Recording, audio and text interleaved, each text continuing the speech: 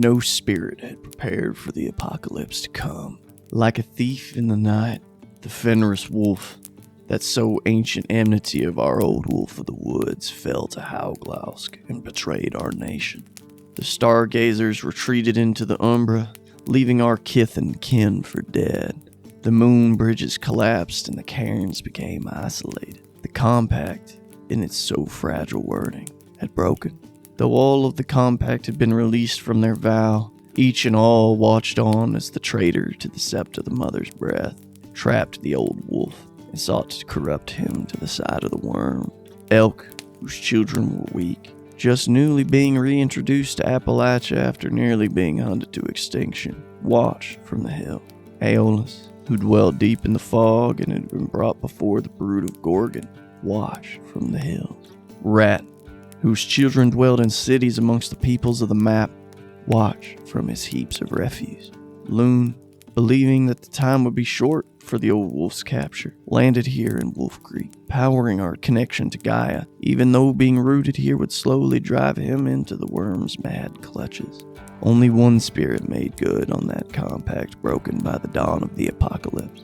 Fox smiled, knowing this pack of cusplings would make for a great story. And so Fox gathered them, these Garu born on the cusp between moons, and took them deep into the dark through the Umbra to make good on his thoroughly tricked ancient friendship with the old wolf of the woods.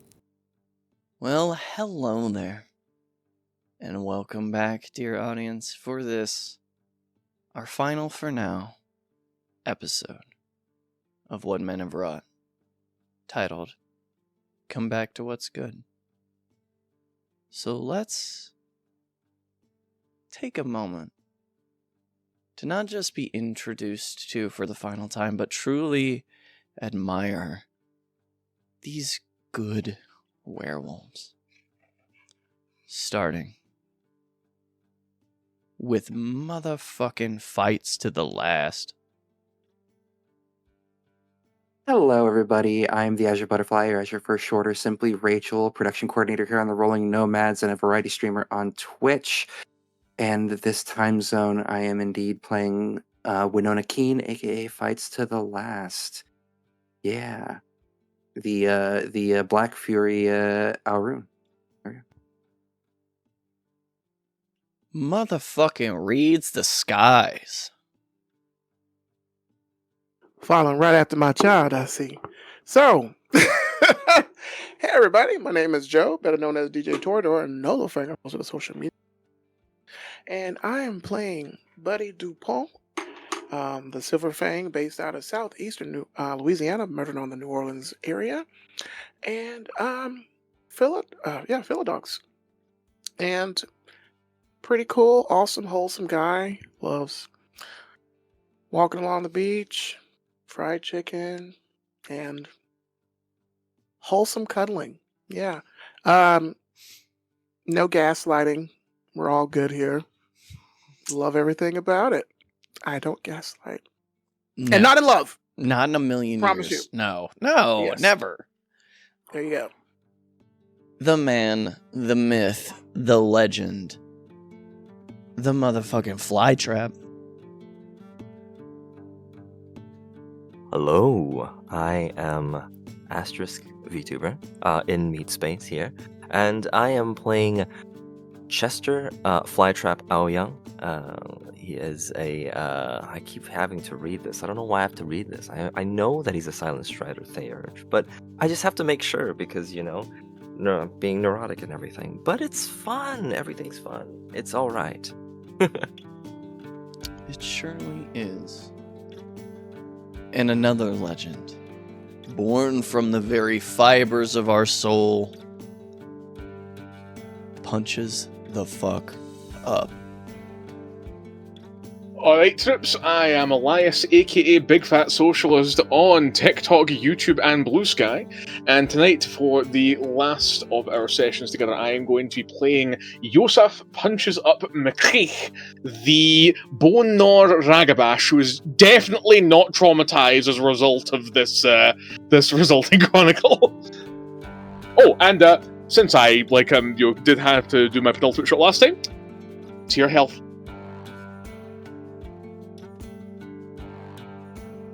Slancha Mila. And the last, but certainly not least, the prologue that started it all, and the last to introduce themselves in the final episode. You know her. She's your girl, motherfucking snared by lightning. Hey y'all, I'm Tharissa Rave here in Meat Space, but today I will be playing Alayla Snared by Lightning, the Galliard Arun of the Ghost Council. And hey gang, no legendary opening for me. I'm just a storyteller. I play everyone who didn't just introduce themselves. And, you know, I just want to take a moment to laud all of these players. You know, when we came together, there was very little werewolf experience, and I think over the course of this game, we've found our little pack. And God, if that isn't my hope for all of you watching, I don't know what I can hope for you. So with all of that being said, let us return to the dark where once we left. You are all battered, beaten, bloody and bruised in different extents from this delve deep into the Dunkirk mine, which led to a confrontation with the one that they called Skinflare, the resurrected corpse of the husband of Liar Killer, Steelclaws. And in this now swiftly rotting space, all of these, what were just moments ago, living flayed skins silently crying into the night, are now beginning to very swiftly decompose into fly-ridden, gelatinous scrape off the wall. Magpie did manage to secure the necklace that had been used as a tether for the old wolf of the woods. But where they are, you don't know. You're going to have to get out of here to find them. And with that, I will give you all a moment to interact before something will occur if you don't make a decision. Oh, God, can we get the fuck out of here, please? Yeah, agreed. We need to go. This is when she finally drops Krynos. Aye, I think I was in Krynos when we left though as well, so I will shift back to Hamid. Drop yourselves to Winona 0 rage. Winona dear, you go up the ladder first. And she's going to stretch herself out for a second, and you probably hear like a few bones cracking as she does that. And then she's going to attempt up the ladder. Easily enough done. It is covered in a little bit of this goo that is beginning to shaft down all of the walls, but you can certainly climb. Chesto, are you okay to climb, or are you still fucked up?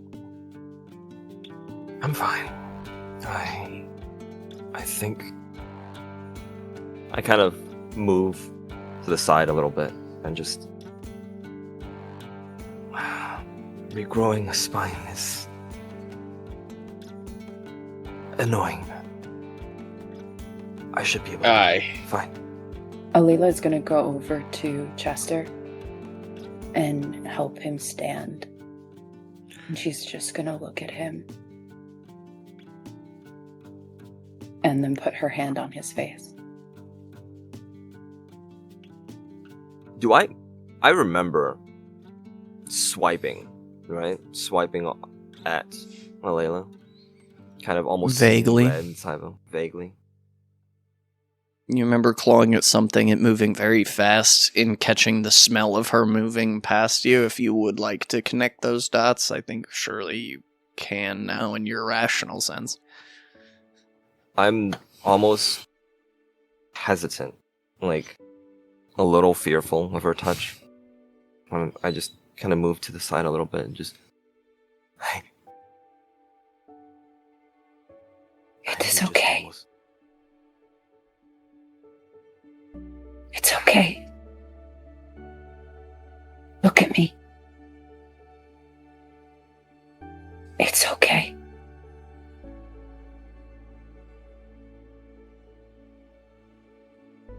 Fine. I am here. I'm not dead. Do not carry that weight.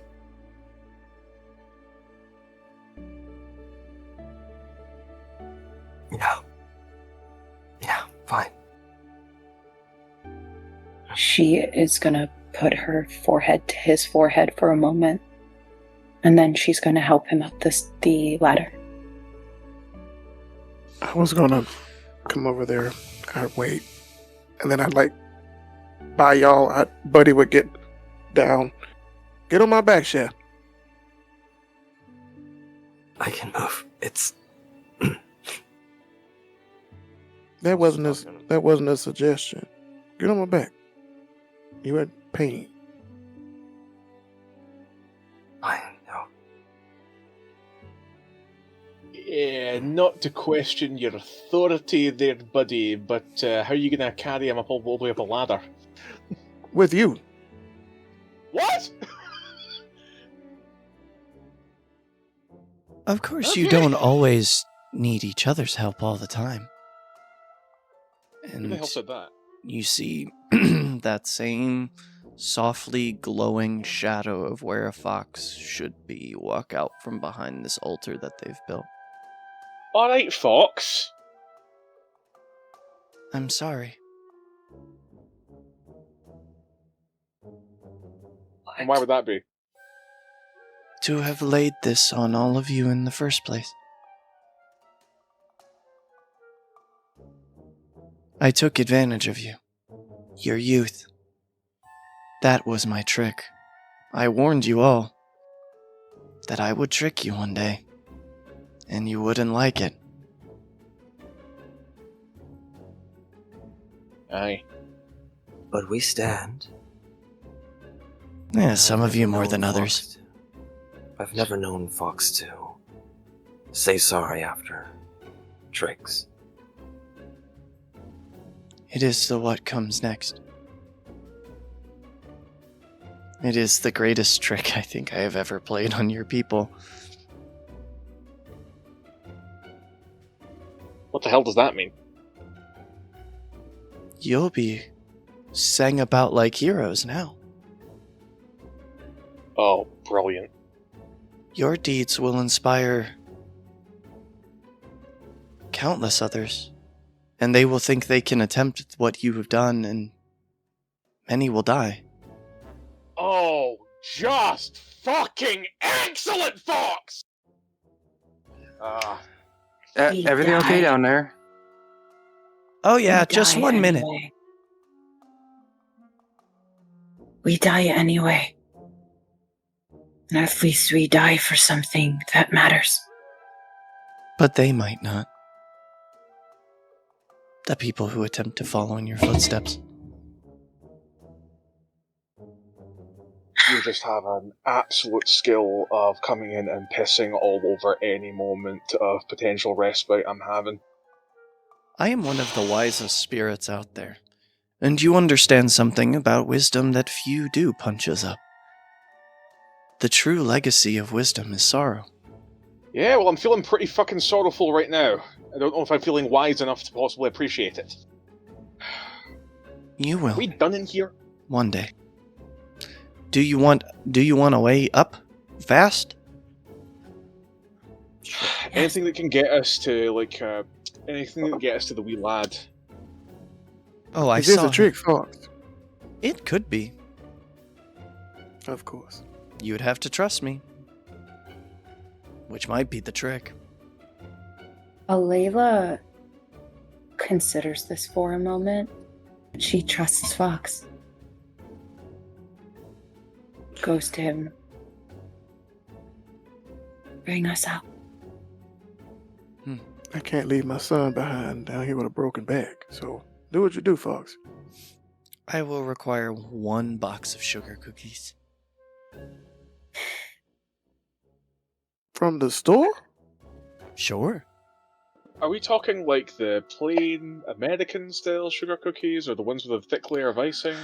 I do like the ones from the shop that was down the corner from your apartment. But that's not necessary. Those would take a Right. long time to get. Yeah. think our I get- leader can make them. I was going to say, I got a real good recipe from my daddy. Hmm. Yeah, I'll make some. Fox wanders over to the hole.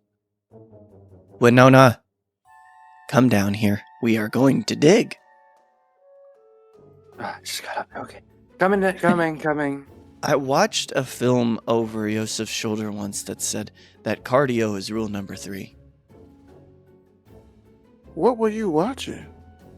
Zombieland. A land of zombies? I did not fully understand it. Is that like a cartoon? No, it's an animated feature. It's got Woody Harrelson. You know who Woody Harrelson is, surely. I don't know many Woodies. Yes, you do. I bet you do. Nice. What's And that Fox supposed to Fox mean? holds up a paw towards you. Even though he's furious towards Fox, he does give him a little, like, high paw. And that's why your black pudding will get sticky. Oh dear. I'm going to dig now. This is too much for me. And Fox, it's strange.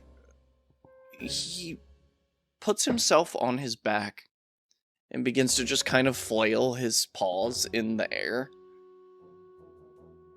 And eventually you see a small, similarly aligned, glowing golden portal opening in the air. He says, okay, this should take us up closer to the boy. Grand. Works for me. Oh. Appelez-vous? I say to the group. I can't go first or it'll shut behind me, so... Right. Chester, you want me to help you up first? Fine, I can. Oh, here, let me help. Chester, stand underneath it. Actually, all of you. Here, I'll make it a little bit bigger. And he grabs onto the edge of it and begins to kind of stretch the edge of the portal in the air. Okay, are we ready? I've wanted to do this trick for a long time. Well, trick or treat, Foxy boy. Let's go. In a moment, gravity stops pulling you down and starts pulling you up. And you are lifted through the other side of this portal, like falling upwards. Before spinning around in this strange umbral space, you see that there are tunnels in every direction. You're assailed with sights and smells and sounds. Chester, you could swear you can smell that Xiaolong Bao place that your dad used to take you to. Oh. Yosef, the smell of a munchie bag and a freshly opened iron brew. Alayla, you can smell that heightened nitrogen smell of softly falling rain and a rabbit in your teeth.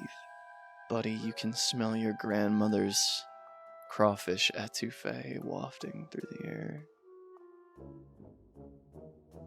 And Winona, triggering a distinct memory that I don't think maybe even Winona would remember. The smell of that hot, muggy South Florida air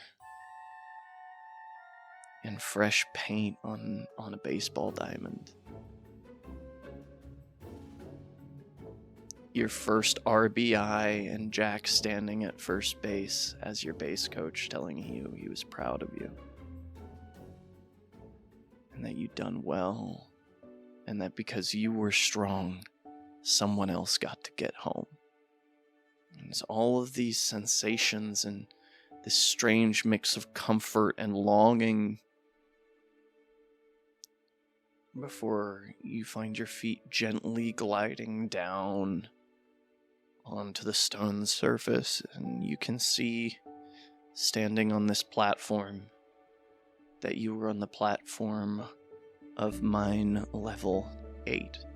That was an experience. Oh yes, those are my tunnels. I usually don't take people through them. That's how I get from place to place so fast. Rabbits think that they're the best diggers. Pfft. Moles? They give me a run for my money. What is Much it that obliged, you needed me folks. to do? What was the boy that you mentioned? Oh, I'll kind of yeah. stand and walk away from everybody, kind of testing myself from being able to stand alone. Well, we might not need your help necessarily. Depending on whether or not he can hear me from this distance, I guess. First of all, we need to find the boy. I'm right here. And you see Oh, two oh. white eyes open in the dark, just a few feet away. And is he still wearing my shirt? Yes. The colors? Yes. Oh, there you are, wee man. Right. Okay, I'll step over. Okay, so need to give a wee heads up before I do what I need to do. Okay? And the face cracks, and you see this little boy's face emerge from these two pulled away bits of shadow. Okay. I'm gonna call on a friend, and that friend is gonna take us on a little journey. And that friend hopefully will be able to introduce you to a fire to keep you warm. Oh. Okay. Now, just so you're aware, this friend might be a little scary, but he means well, I promise. Cannot be. He can't be any scarier than the kindly Lord. He can be very scary when he wants to. That right? Yeah. Okay. He Well, in scared that away case, the we might- green dragon when they came for me last time. The Green Dragon. Yeah. It was scary. It flew in the sky, and it breathed green and black fire, and so many of the knights died protecting me. Is this the fire worm that was carved into the runes when we first got in? Okay. When Alayla sort of nods in understanding. They said they killed it. In the runes on the walls. The fireworm was working with the black wolves. But they Well. went to go to a place where breath touched the stars, and then the fireworm never came back. That's at least what our scouts said. Okay. Okay. Well, we won. Safe to say, the people we want to introduce you to, not quite as scary as a fireworm, I'd say, and they mean well. Okay. So, why don't you take my hand? And then, almost to kind of like lighten the mood a little bit, Yosa's going to tap on like whatever mine wall he can and just say, "With a ship." Takes a moment, the echo coming back and forth. Before there is a distinct tension in the air, you can feel it. It's like all of the hairs on your arms and on the back of your neck stand up. Before that tension snaps, and you see, moving out of the dark, holding himself up on those two arms, missing a body from the waist down. Again, Widdershins. Chester, you've not gotten to see this creature yet. It moves along on spidery fingers. It has no body from the waist down, and from the waist up, it is a distinctly, I hate using this word, but its form is warped. It is not fashioned in a way that we would call typical. There are elements of hunchbacking. There are elements of facial dysplasia. It truly, his face looks as if it is a melting candle shifting in two different directions. He says, you called for me. I did. So, Withershins, I was wondering, you tend to like lost things. This little fellow here has been lost in this mine for quite some time. He's been kept safe by an echo that's been bumping about this place. And he looks over the boy. I know what you would ask of me. I can feel it. It pains you to want to ask. It pains me to think about what would happen if I don't, though.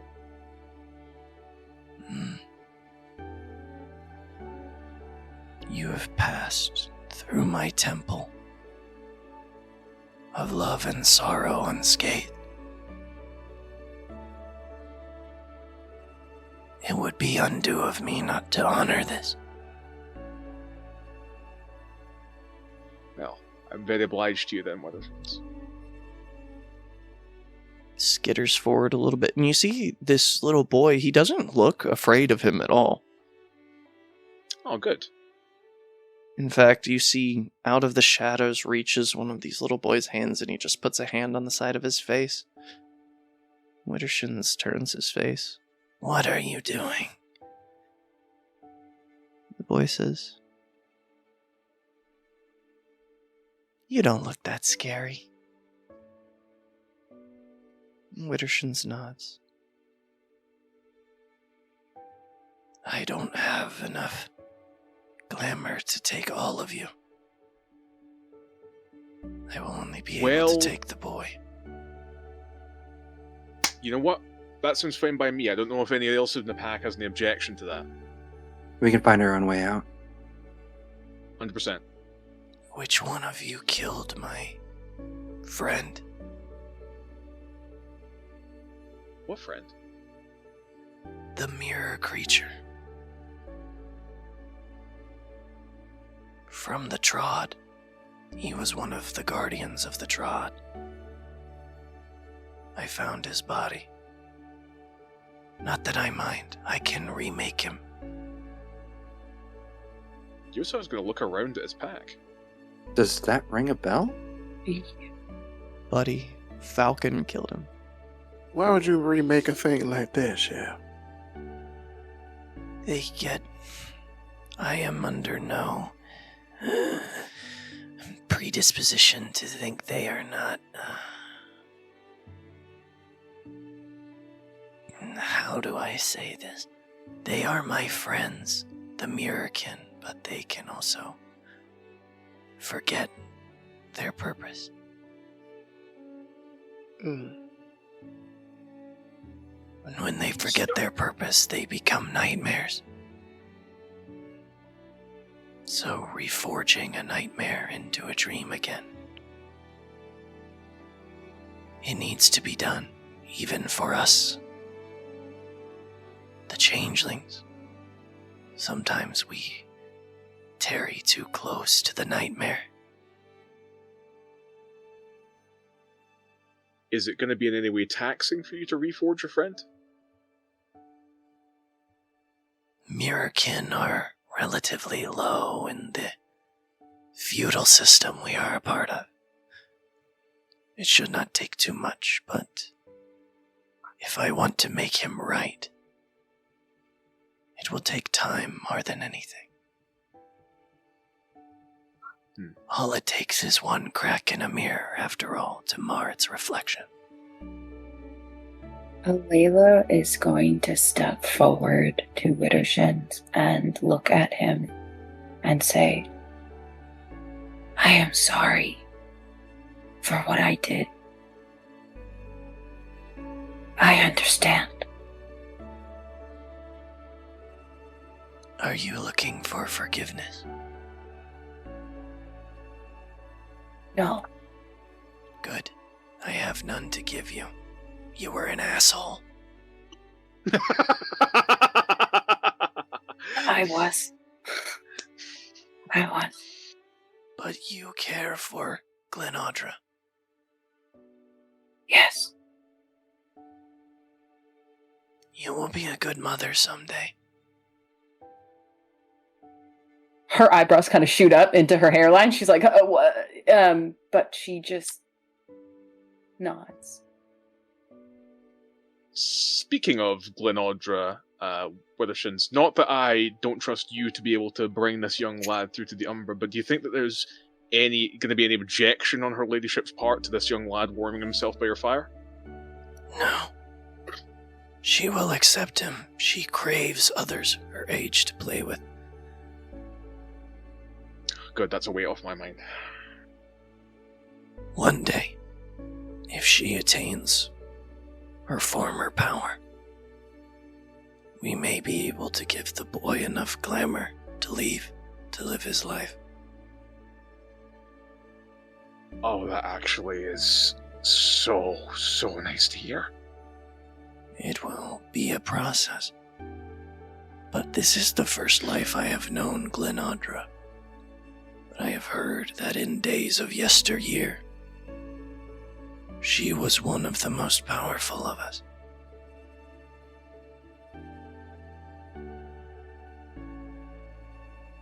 Okay. Well, that assuages many of my anxieties, Withershins. Thank you so much. Brendan lad, and he'll kind of step down. You, just before, like I send you off with Withershins, are you cool to go? You got no qualms at all with heading through them? He kind of leans back into the shadow for a second. And there's some whispering between the two of them. You're all Garu. Your sense of hearing is a little bit better than most. And you hear this young boy talking to this echo, this shadow, asking if it's going to be okay.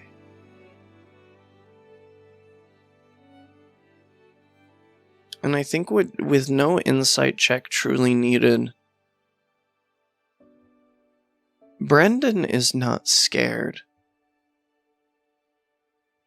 He fears for a friend.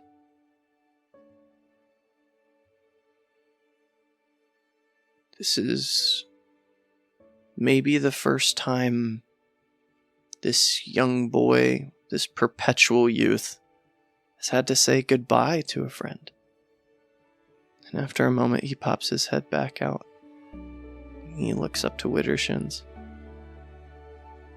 Can you bring me here sometimes to play with him? Withershins nods. I will even sneak you out if Glenadra says no. Perhaps we could convince Glenadra in time to invite your echo into our freehold. Glenadra is not like the kindly lord. She does not force her subjects to stay.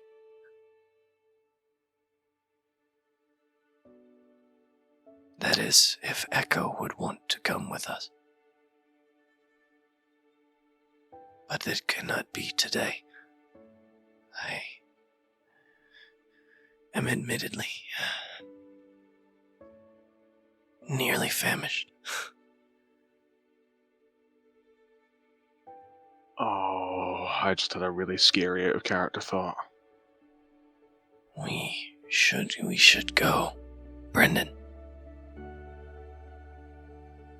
Brendan nods. And he turns back to all of you. Thank you. I thought I was going to be here forever. When Papa died and then the tunnel collapsed, I thought I was going to die too.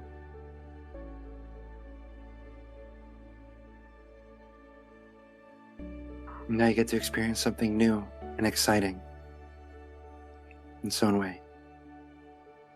And you get to be safe.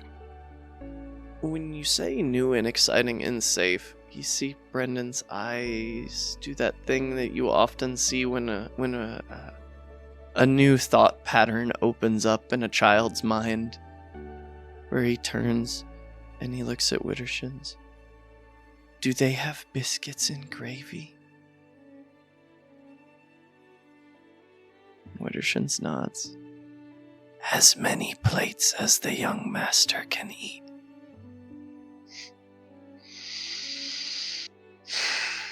It will not all be this, young knight. But it will not always be good either. But I will teach you what it looks like when we are hungry for glamour, so that you do not find yourself ill-treated.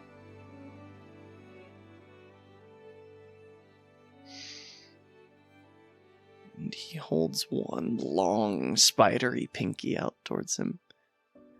Come now, for there are many steps on the road ahead until your head can find a bed.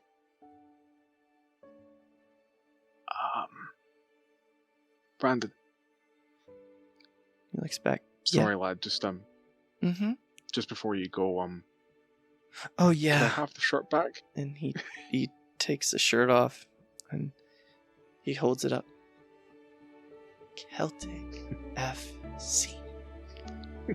And he folds it up and hands it back to you. As I take, I've never heard of them before. you must have been in here before like 1836. Then What year is it?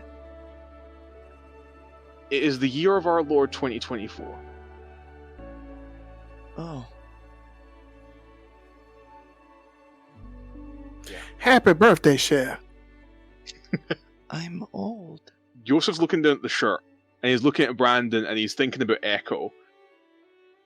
Withershins. Yes. I don't know how it works for your kind. Would there be something in this you could use to bring Echo back with the boy? He looks at it. It is. There is. But I told you Okay, we once, and I will tell you again. Parting with this object, you do not know what you possess. Alright. He packs it back up. Wee man? You have safe journey, okay? He nods. And he kind of holds out a hand to Echo. I will come back soon and we'll play. And then you can come with us soon, okay? And the shadow just, for the first time, you see a white mouth crack and open into a smile before it melts into the shadows around. And Widdershins holds his finger up to the wall and opens a door that you didn't see was there in the solid stone.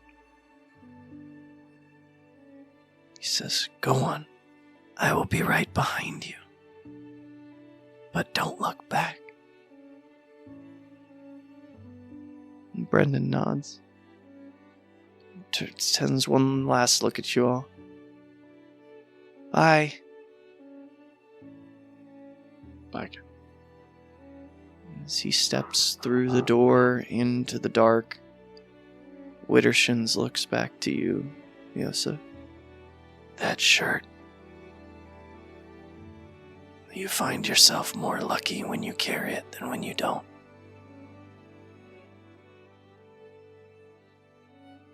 Ah, that's true. It's not luck that keeps you safe.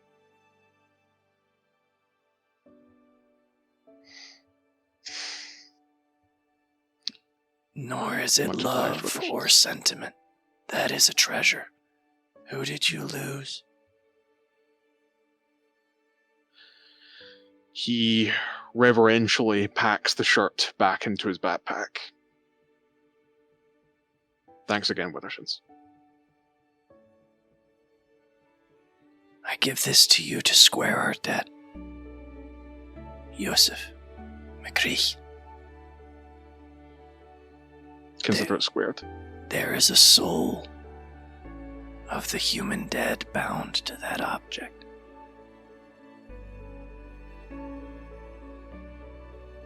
It is not a powerful spirit. I don't think they can even fully manifest, but I can feel its power protecting you.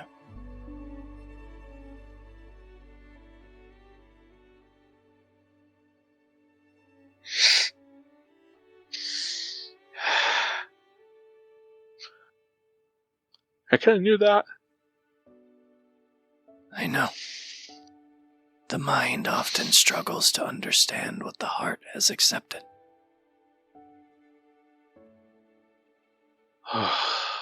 Do not part with such a thing. For of all the treasures in the dreaming world, I would wage them all for but a chance to win that from you in contest.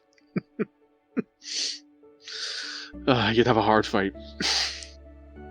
And even if I died, knowing that I had the chance to attain a thing would be worth it to me. That is what you carry.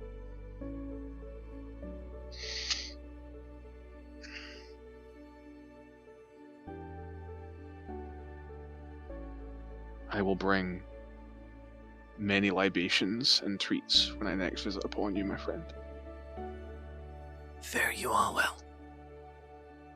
Even you, little asshole wolf. I think for the first time in ever, everyone sees her smile for real, where her teeth show, and she waves goodbye. He skitters through the door, pulling it shut behind him, and it returns to just the solid stone of the wall. What did you do to become an asshole? I took a thing from it was an item, and I threatened to break it. Oh, that. Yeah. That's right. I guess it does kind of make you an asshole. I am learning these things. She is gonna walk over to Yosef, and she's going to put both her hands on his face so that he looks at her, and she's going to say, I was an asshole to you too. I am sorry. Yeah, you were. And she's going to hug him. Pats. And then, she'll pull away. Yosef, my friend, you alright, Chef? Hmm? You alright? Yeah. I'm good. Just you dealing with the fact that my mum's shade is possibly lingering on that shirt. Let's just go. Why not? What? Look, son, if you ever want to have some real good home-cooked food, when everything's settled, you can always come and hang out with my mom. That sounds nice. I just want curried goat right now. Let's go. Not to be that person, but I kind of want to get out of this dark, damp cave that smells like ass. Yeah, please. Can we get out of the evil ass cave? How do you know what ass? Never mind. Let's go. So we're going to retrace our steps? Is it far enough up? Do I feel? Can I make like an occult roll or something like that? That it's far enough up that we're not going to wander back into the essentially the heart of the worm. Into the skies of Morpheus? Yeah. I think you can feel it at this point. I don't think there's any real roll required. You can feel the reassertation of the wild here. Not that is tangentially any better. Mm. But it is at least not the heart of Malpheus. I'll just kind of close my eyes a little bit and just... We have two ways to go. We can try to find some other tunnel that might not have collapsed up there. We can just get closer to the entrance first, and then I will try to move a passage through the Umbra again.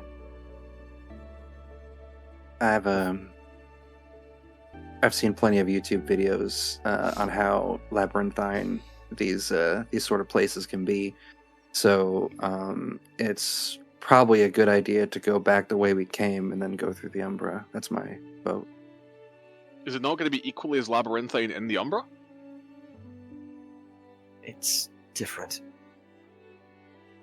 It Different. could be, couldn't. The terrain would be different.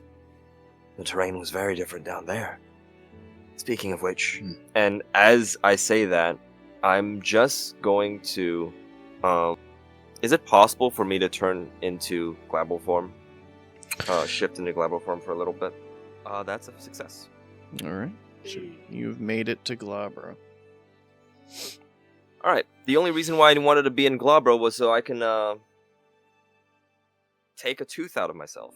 I will essentially immediately go from Glabro and just yank a tooth. Oh yeah, I mean, there are teeth that fall out during the process, so... Yeah.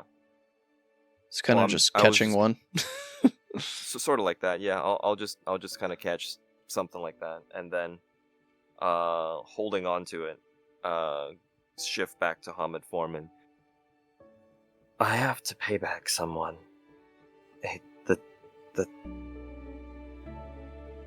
Technically, it didn't work out as well as we would have, but hopefully, since they're able to traverse it, I'm just gonna set it on the ground and try to do a rite and offer Chimnage, trying to repay the spider again with the tooth. After a few moments of it sitting there and offering, it begins to slowly become incorporeal and kind of fade out of existence on this side of the gauntlet. Chester, if you could for me, mark on your sheet, 1 night of honor, Chiminage. And in that same regard, for all of you, I know a few of you burned your wisdom Chiminage last time, but every member of the pack is going to gain 1 night of glory, Chiminage. As this tooth fades from existence, my dear pack, what is the game plan? Trying to track our way back up to the entrance. Yeah, Unless anybody else changes. Yeah, you can definitely, at the very least, call up the elevator that you took down and wait on this platform until, you know, you can ride it up. But at the very least, the way you came in, you brought it down behind you. I think we're trying to get closer to that area, and then from there, try to have Chester guide us through the Umbra to get out. Absolutely. Riding up the elevator, it's just as creaky and prone to... It feels like the guardrails of this thing could bust off any minute. But it gets a little more dad protective around Winona. And as you get She is back death gripping. up to the ground level, and you start to approach that entrance that you brought down, you can hear the power tools on the other side working. Someone is out there working to clear the blockage. Well, we definitely don't want to meet them because that's probably going to be an excavatory team that's discovered those 4 bodies. Mhm. well, then we travel a little further out in the Umbra. Aye. And I'm going to spend some time and perform my rite. Once again, kind of drawing the brown recluse spiders out from my bloodstream. And that definitely takes a few minutes, but as they echo out of your veins, Chester, and the path begins to open, you see that they are not opening a path as deep as you thought you were. In fact, you're opening into a very near umbra. You can kind of see the overlay at this point. It's like you're stepping into the middle of the gauntlet. This is as close to the real world as maybe you've ever traveled. I mean, even in the places where you were traveling the umbra in cities where the gauntlet was thicker, and so getting deeper was much harder, this is strange. It's like, for a moment, you feel the spiders coming out of you struggling to open the path. Is there a roll I can make to ascertain why that is the case? Yeah. Give me a wits and investigation, if you could. That is a single success. Okay. You might just have to get in there and look.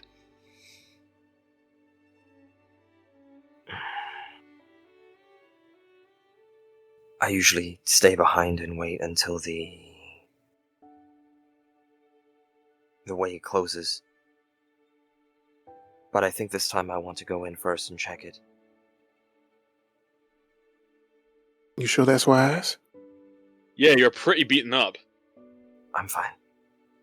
I was in Krenos for a bit, and I'm fine. Before you go in there, hold on. Eat that. I'll just take it and just...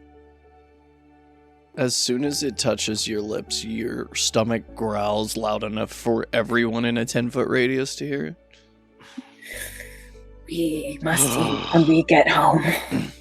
Oh god, yes, please. Agreed. I'm starving. Yeah, let's ignore that. and I'm just gonna walk in to the path. I'm gonna follow in right after him. I'll go after Leela. For sure. So as you guys head into the Umbra here, like I said, I think this is the nearest to the real world that any of you have been in the Umbra. In fact, it kind of looks like the two are almost directly laying over on top of each other. The word Umbra meaning shadow, this feels like the part of the shadow that touches the thing that is casting it.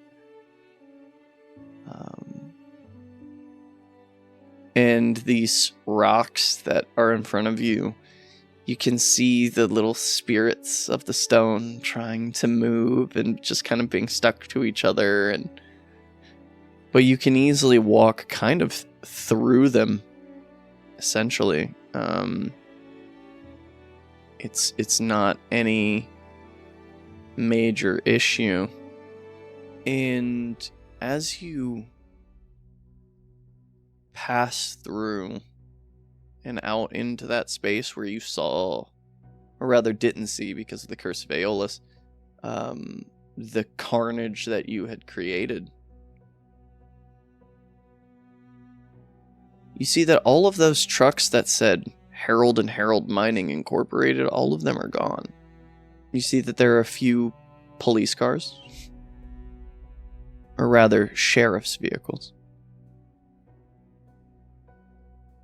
And you see that there are some white trucks that all say Easton Exploratory Energies. And you see that there are men walking around in sort of like surveyor's suits with cameras and little machines that are beginning to check a lot of stuff. And you can even kind of garbledly hear their conversations on the other side of the gauntlet from here. You can see that one of them looks up and says, I'm detecting trace amounts of radium in the soil. It's nothing we should really be too worried about. It's nothing that would shut down the process. We want to be very clear. We are here for an audit. Herald and Herald has hired us to audit this location after the recent issues. And we just want to assure you that once this process has been completed, Harold and Harold should be clear to resume any kind of projects here unless there is a serious infraction in any part of the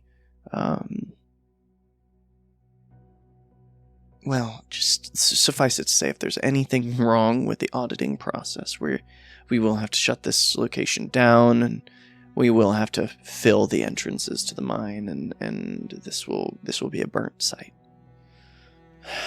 It's going to be its basis in wits, and I'm going to say that I will accept any roles of wits and politics, wits and science, wits and technology, or wits and finance. Any of those I will take. Just let me know what the accompanying skill you would like to use would be. I got 0 on all of those, so it would just be raw wits in my case. Likewise, I'm good. Would academics be one or no? Oh. Considering what you were going to school for, absolutely, I will let you roll academics. Yeah, for sure. That is teeth? It's confusing. Oh!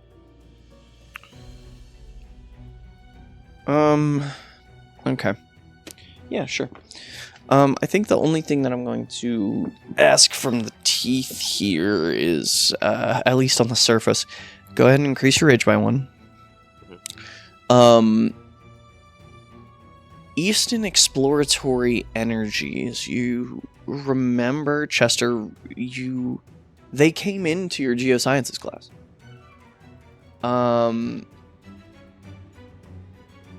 They are right-wing lackeys, in your opinion. Right-wing lackeys that are paid to research into exploratory energies so that they can debunk safer alternatives like geothermal.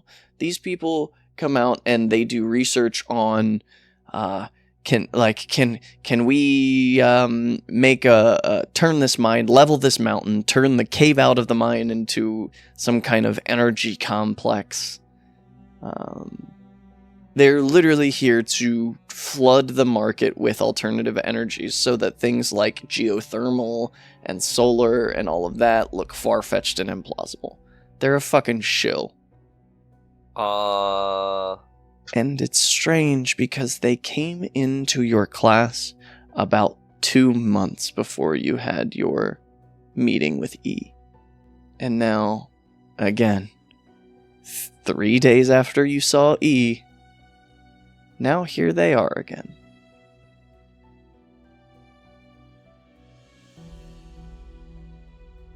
I would like to increase my rage again by 1, knowing who they are. Okay. I will allow it. The rest of you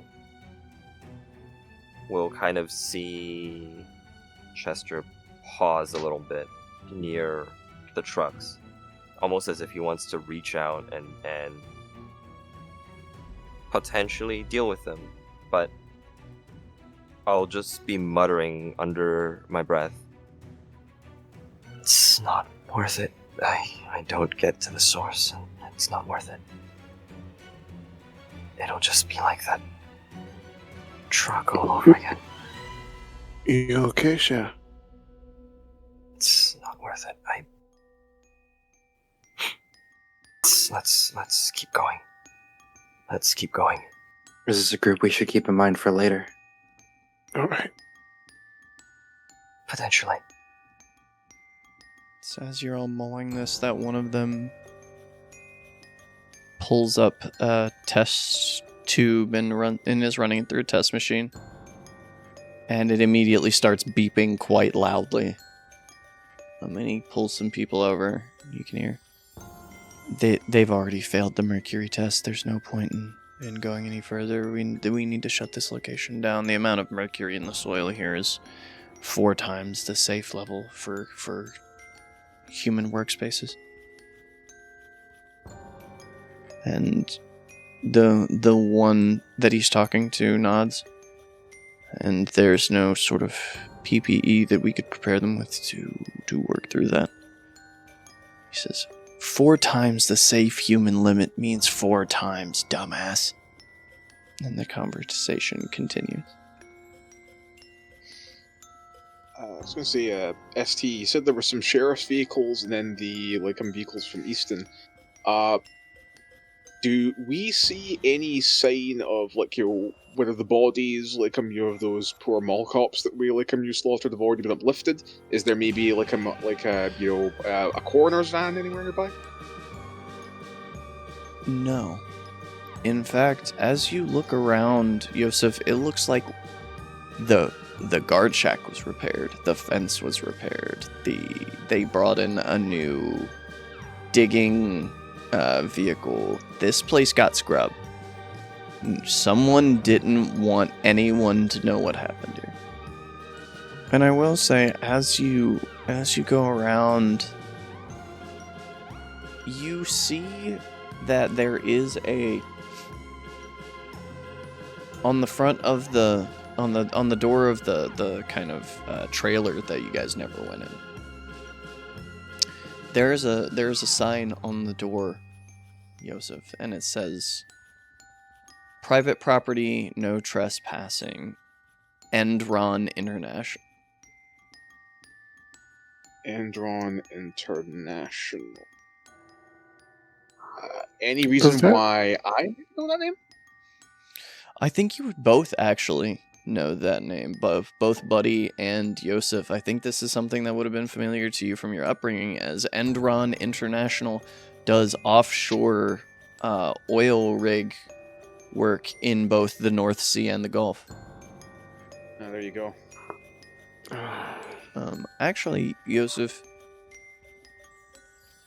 you're 90% sure that your mother told you that was who your father was working for before they got together, that he was an offshore oilman. So wait, my father was an offshore oilman, and he was potentially kinfolk to a Gado tribe based in Postle. You're starting to put some pieces together that you didn't previously have, yes. And I really don't want to put together, because that implication is really gross. So can I increase my rage? Sure. Sure, I'll give you one. Does any of Thank this you. does any of this sound familiar to Winona because of Jack's profession? Endron Winona doesn't ring any bells. Harold and Harold Mining Company that didn't ring any bells. It's the Easton Exploratory Energies. You remember a guy coming to your house, knocking on the door, asking for Jack, and you, for just 1 minute, you see the logo, the green E, the blue I, and then the kind of broken sunset in the background. As we're walking, Alayla sort of looks at the pack and says, "I don't have the knowledge for why you are all reacting this way." These are various human clans of bastards. Well, essentially, yes. I'll talk to you about it a little bit later, after all. Yeah, we had to get out of here first. Agreed. Yeah, I need to chew on this. Okay.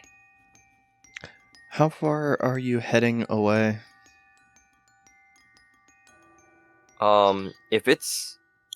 If we're that close and I can see kind of where we are, I actually would have preferred to travel. I mean, I'll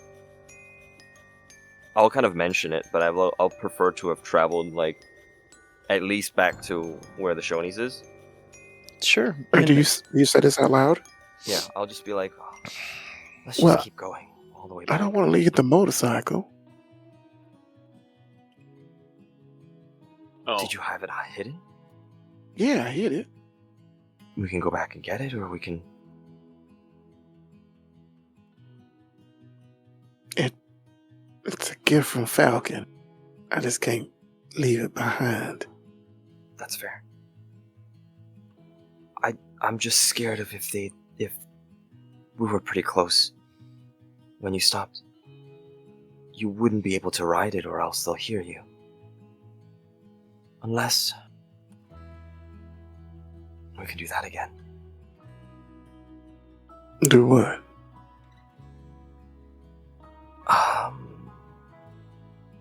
You remember the wildcat that I sent Mm-hmm. Skinflare to? They taught me a few things. Can your bike keep up? Please.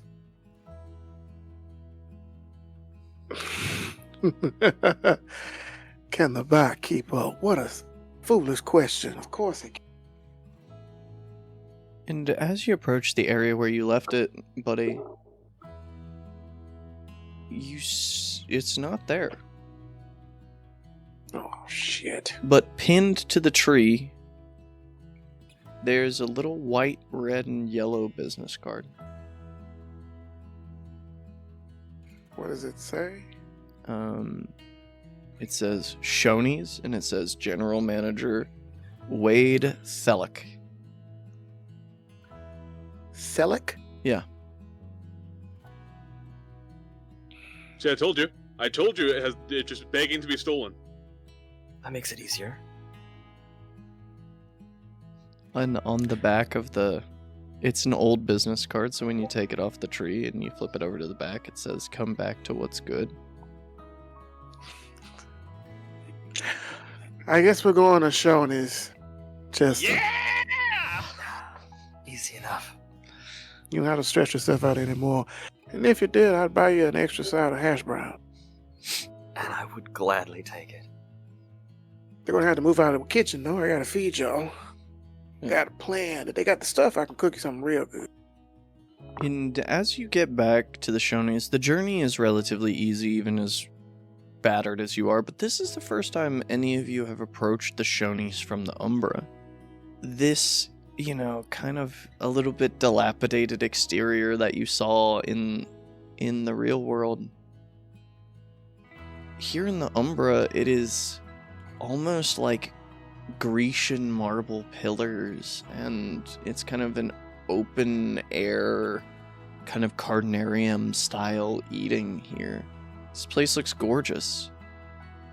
And as you kind of approach and passing through these marble gates, you see that there is a lady sitting at a table in the center. She just looks up. Her hair's long and blonde and beautiful and tied back, and she smiles. "Now what are y'all doing here?" Trying to get something to eat, Chef.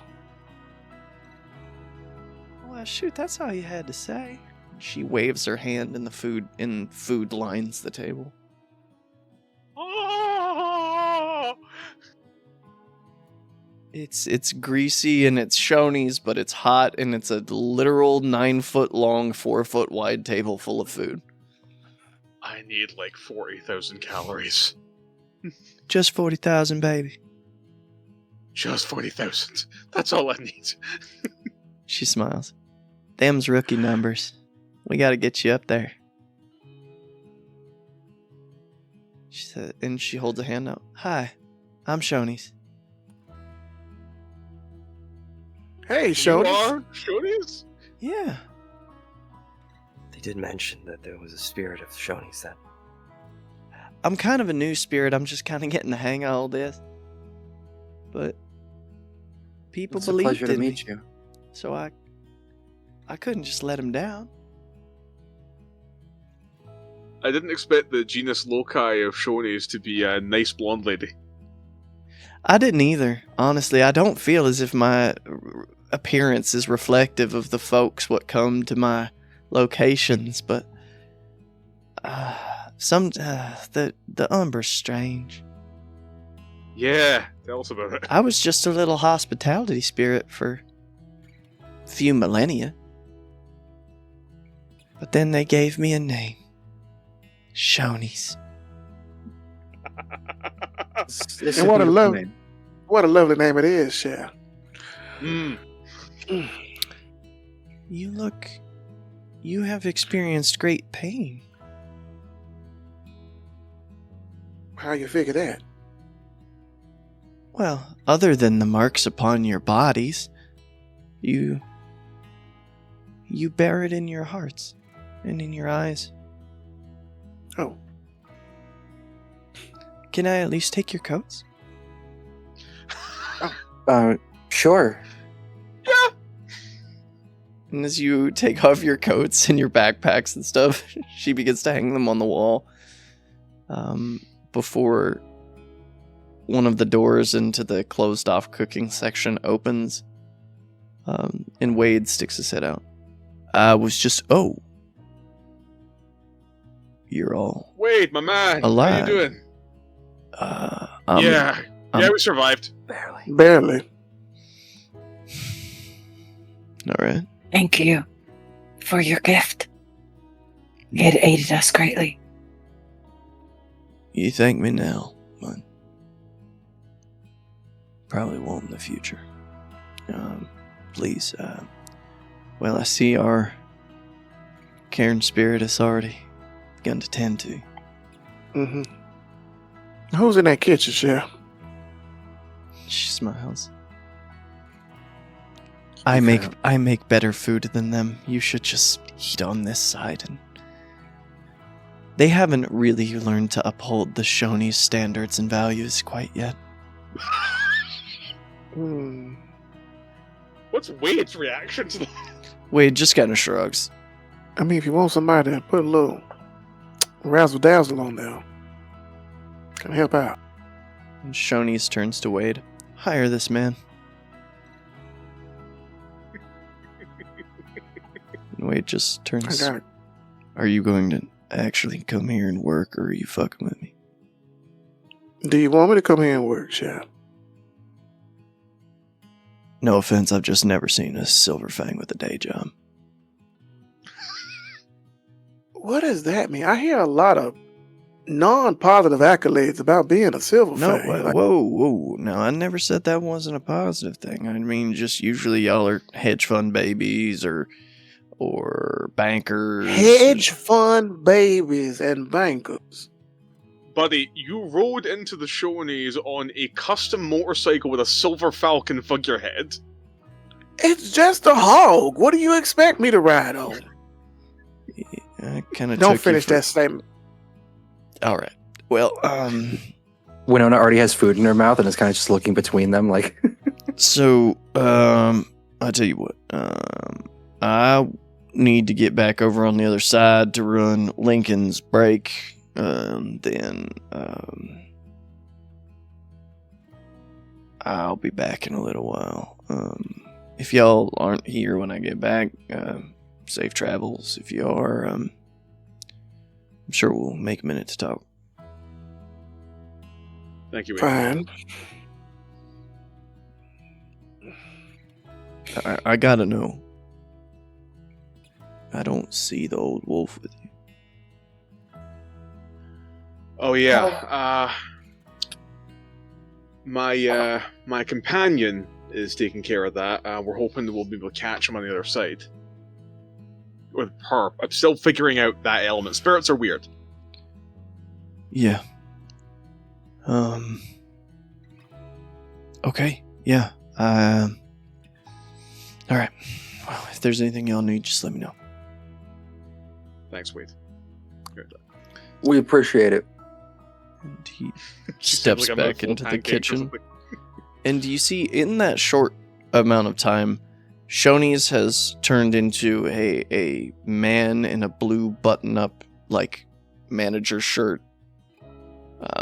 Like, they're kind of fixing the belt buckle for and tying the black non-slip shoes. Sorry, I'm playing around with different looks right now. And Yeah, trying to really nail like managerial hostess go. Yeah. Kind of vibe. You get it. Yeah. You get where I'm coming from. Yeah. I dig it. Why choose one, though? Yeah, or split a Maybe difference. all. Oh, I see. Yeah. You know what? Maybe I'll be Lady Shoney's one day and Man Shoney's the next day, and some days neither. I'll just be Shoney's. Ah, it's just Yeah. Shoney's. Yeah. I Yeah. love it. Yeah. And like Shoney's picks up their own food and starts to eat it. I love it here. I love it here. Make sure you put some gravy on that. Oh yes, I've been told that the application of gravy to several of my entrees is integral to understanding the brand of Shoney's. There you go. You got it. Yeah, Hey, POS, can you pop in here? And a little pattern spider begins to move across the wall. Oh, point of service spirit. That's cool. Yes. Can you pull up what is my brand identity, please? And it begins to start going over like the walls of this place in little like pattern spider webs detailing the brand image of Shoney's and how one must protect the brand image of Shoney's. And you are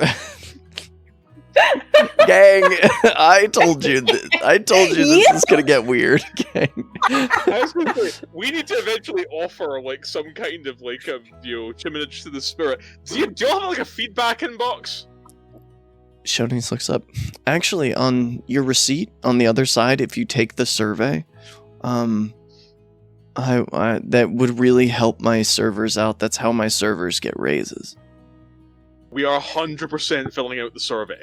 No. How many workers are here or servers are here? I can just give y'all a big tip. I mean, there are 3 of them on the clock. This is an AM shift on a Thursday, so I think we are getting 3 more at noon, and then the 3 that opened will be out at 4. So $600, $100 a piece. I'm sure they would appreciate that, but long-term change has to come from management. So filling out the surveys would be very helpful for Okay. for oh darn, what did he call himself?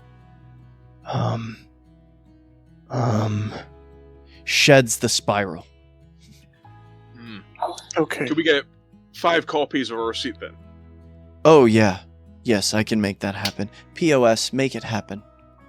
As this is happening, Layla's like munching on like a sausage or whatever and realizes she does not know how to write in anything other than fucking runes. Garu runes. So I'll wait for you, don't worry. She just gets this like very concerned face. And as you get that concerned face, Shoney's moves right up beside you. Is there anything that I can do to make you feel more comfortable here? I am very comfortable. It's only I don't know how to write. I can help with that. Humans do. Okay. Because I would like to fill out survey, but I am limited. I will have one of my workers bring you a smartphone. My smartphone has a feature called Talk to Text. This might be able to help you. Okay. Yeah. I don't Sounds think she good. knows what that is, yeah. I don't She looks either. like I just know so that's how it embarrassed. works. Yeah. Oh, okay. She's like, well, shit. Well, we'll just great. Thank you for making accommodations for. Accommodations are very important in the food service industry. We are Very truly important. accommodation-based. When we don't make accommodations, things can happen where people can get sick. Allergic reactions in restaurants kill many people a year. Especially if they're allergic to nuts. That's a killer. Yes, nuts and shellfish are the top 2 killers in the restaurant industry, other than E. coli and E. shigella. Winona is slowing down her eating a little bit. Don't- Layla looks at Winona don't- like, Don't worry, my food is free of cross-contamination and bacterial infection. And usually when you cook it, it dies off anyway. I don't think I like this face anymore. It makes me feel a little bit like what is the word? A weaver spirit. Oh. Okay. I feel quite constrained to what I can and can't say when I'm wearing my Shoney's brand image t-shirt.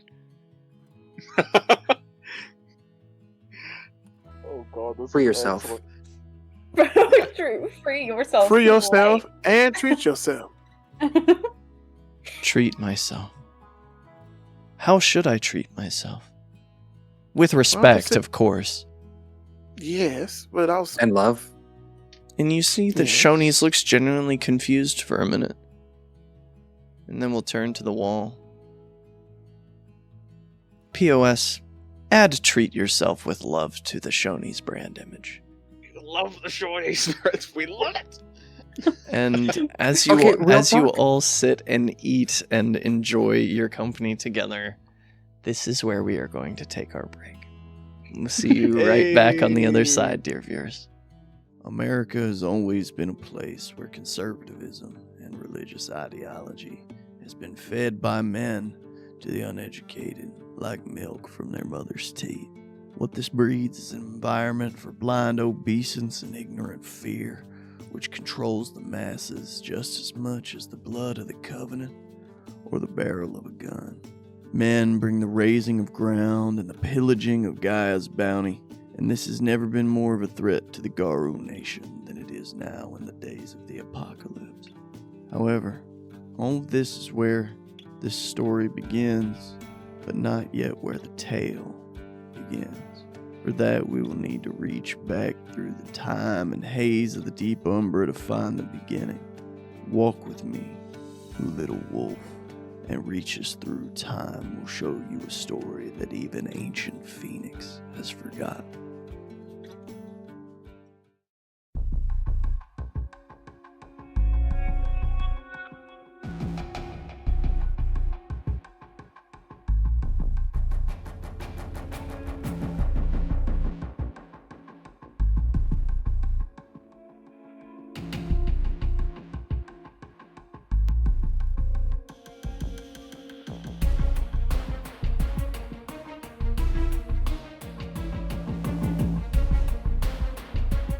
Brother, long have you been my warden? Did you think you could stop all of my plans? I know you can feel yourself fading, growing weaker as my contingency unfolds. Brother, don't you see? In the end, we are nothing alike. I know you have assembled your own consortium against me. So, brother, when you fall, just as the shattered gate watched before you, this eternal vanguard and the entire multiverse will contest with my ignited.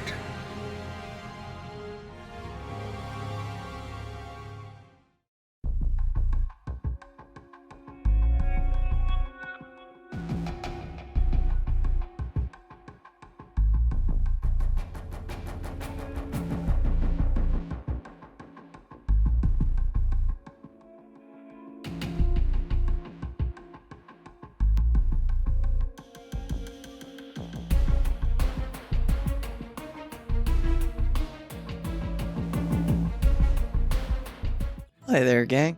Welcome back. This felt like a forever to us, but it was probably just a moment for you. So let's go ahead and hop back in. Is there any conversation this pack wishes to have as you shovel, quite literally just shoveling Shoney's food into your mouth? Winona. Yes. I'm proud of you.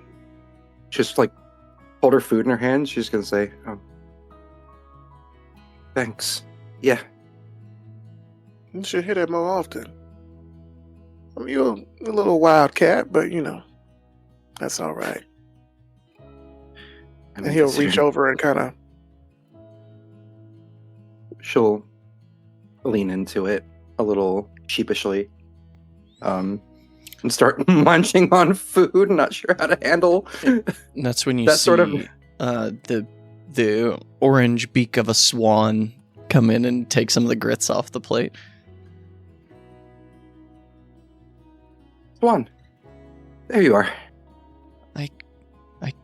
I couldn't really take the opportunity, or rather see it and not take it to meet your friends. I haven't gotten to see any of you on the side of the veil yet. Hi. Yeah, everybody. This is Swan. The spirit who's been helping me all these years. Hello, Swan. Hello. Wait. Do you- So you must be Reeds the Sky, and Yes. and you are Chester Flytrap, and you are a Layla, but not House for Spring anymore, and you're Yosef. Magpie talked to me about you. Yeah, okay. Very cool. Yeah, very cool, very cool. Are you okay, Swan? Oh yeah, I'm just now getting back from a little trip that I took.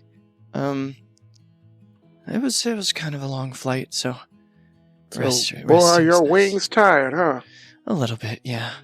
I had to go visit some friends in Canada. It was a long flight. Did you fly in a V formation? They do, yeah.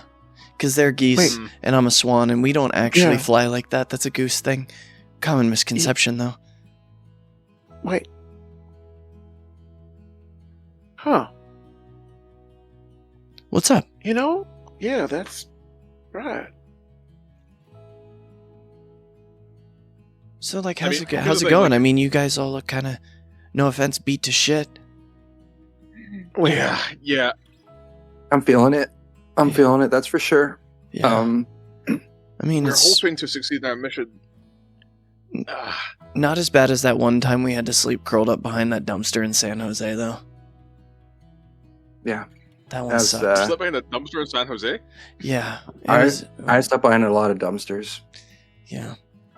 There. Buddy's face is just. Yeah. Oh, yeah. She's going to see that expression. She's like, I thought you knew. I spent like upwards of 4 or 5 years just wandering about.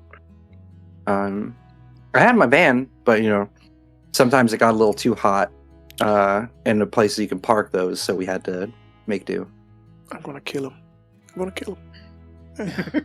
We had each other. We made it work. Yeah. I busked. I played guitar. Made some pretty okay money doing some shows at some bars too. Doing that. And then there was that drunk lady who you played Roxanne, and she was like, "That's my name," and then she kept giving us money to play Roxanne over and over and over again. I had that song stuck in my head for a month. You don't have to turn on the red light. Oh God, not again. Roxanne! You have beautiful feathers, Swan. Thank you. I worked very hard on them. They are lovely. Do you do the preening? Like other. Sometimes. I think that's more for actual swans and not spirit swans. But I sometimes you end up, I don't know, flying through a cloud of worm goo and then you have to get it off of you. So yeah, I've had to preen a few Speaking times. of wood-like shower.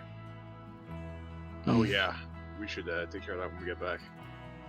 Yes. I need a shower too. Yeah. And heal when I get a chance to. And Swan will turn to you, Yosef. There's a spirit nearby who wants to talk to you. Really? Yeah.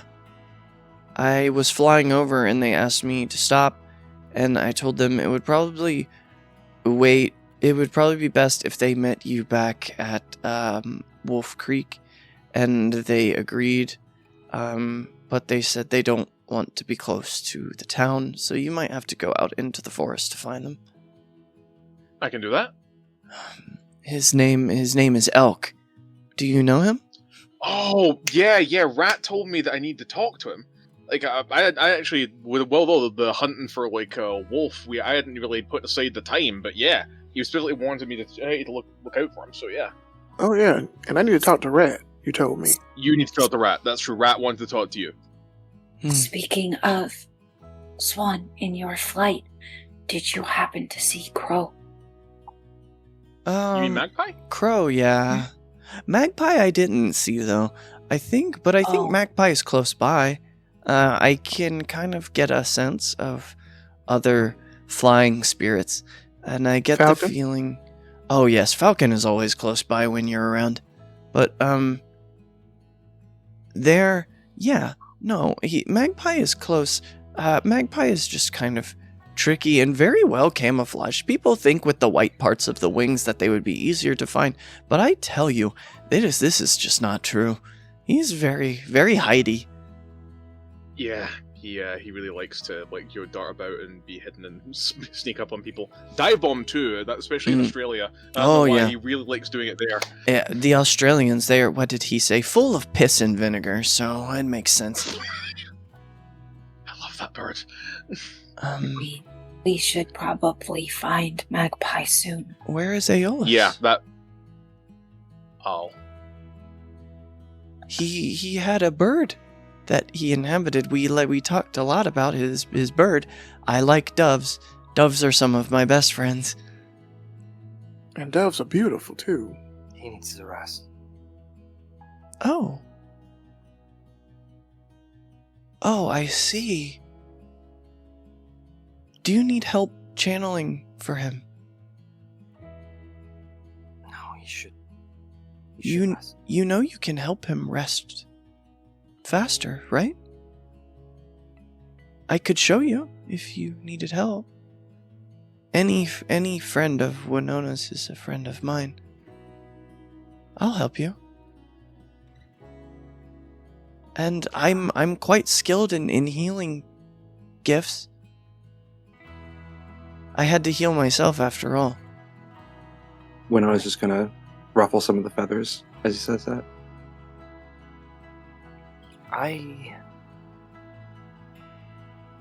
If it's possible, I would ask you later. Yeah, I can show you. Just, have Winona come across the gauntlet with you and you'll be able to find me. Even if it's not me, even if it's one of the other me's. There are many of me's, actually. Yeah, you're significantly less vicious than the swans of my country. They're kind of famous for running up and nipping at people. And Swan leans in. Those are just geese in disguise. Don't tell them I said that. Although I will fiercely defend my nest if I must. But yeah, Swan's why I have this tattoo as well. And she's gonna pull her shirt back a little bit, showing the swan in flight tattoo that she has on her just under her collarbone. My partner and I, when eggs are left in nests alone, we fetch them, and so my babies mean very much to me. Aww. I became a woman for them. I heard that you do that, yeah. Yes. Or rather, Winona has made me think about it very much. I think I was always a woman, I just didn't know. Yeah, we had the conversation. Yeah. About that. We always are what we always are, but it's up to us to find it. Those are really good grits, and it eats some more. You're here. And after a long while, there's another flutter of wings as Magpie comes to land on your shoulder, Yosef. Oh, my favorite bird, most precious bird in the world. How are you doing, bud? Oh man, do you know how long you've been gone? How long have we been gone? You guys were down in that mine for like days. Days? Yeah. Oh, damn. Oh, okay, well, we probably should get the check from Shoney's and then head. Yes. That also explains how they were able to fix things up so quickly. Also, I need my bag. Oh, it's out back. I made sure Wade didn't steal it forever because I don't like people stealing things that I should have stolen first. What? I keep telling you, it's a theft magnet, buddy. I won't take it for a ride, but I'm definitely stealing that from you at some point. You should ride it. It's nice. I just want to take it to a different place and sit on it. It is a magnificent throne. It is quite the throne. Yes, indeed. Anyway, and he spits out the wolf tooth necklace. Oh my God. Ah, there it is. Our prize. And as you hold it up, Shoney's looks up. You have to take that away from here. Oh, for health and safety reasons? Oh yes, that is. This could be an outbreak of norovirus. That was vomited. Good point. Also, I'm not sure if you're aware of bird flu, but I'm sure Magpie's clean. Oh, am Thanks. I? But Thanks a also, lot. you need to let him out. Yes. Yeah, Can't you feel We we gotta it? could go probably home. do that. Can we? Yeah, I would. Layla sort of opens herself up to see if she can feel wolf. You feel a lingering presence. You cannot see or hear them, but you know that there is a force of great power close. We must release him. All right. He's near. Well, right. Well, let's square up and then we'll head out, lest we infect the Shonies. Shoney smiles. I will comp your bill today. You're heroes after all. It's the least I can do to provide the most excellent customer service experience. I'll make sure to write a fantastic review for you. Yes, It was and excellent.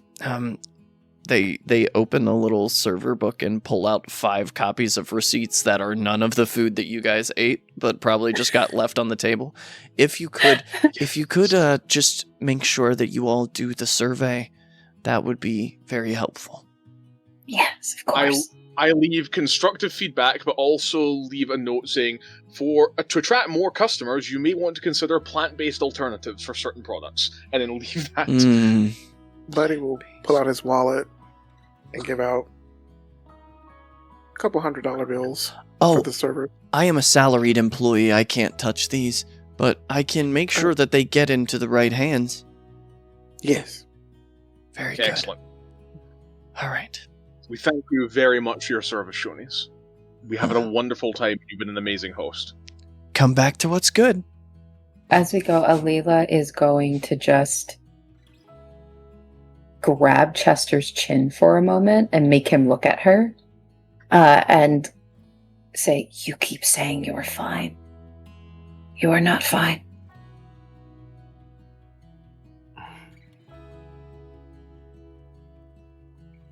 What else do you want me to say? How I can help you be fine.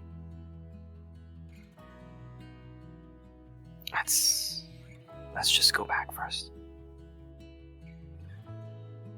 Do not go far.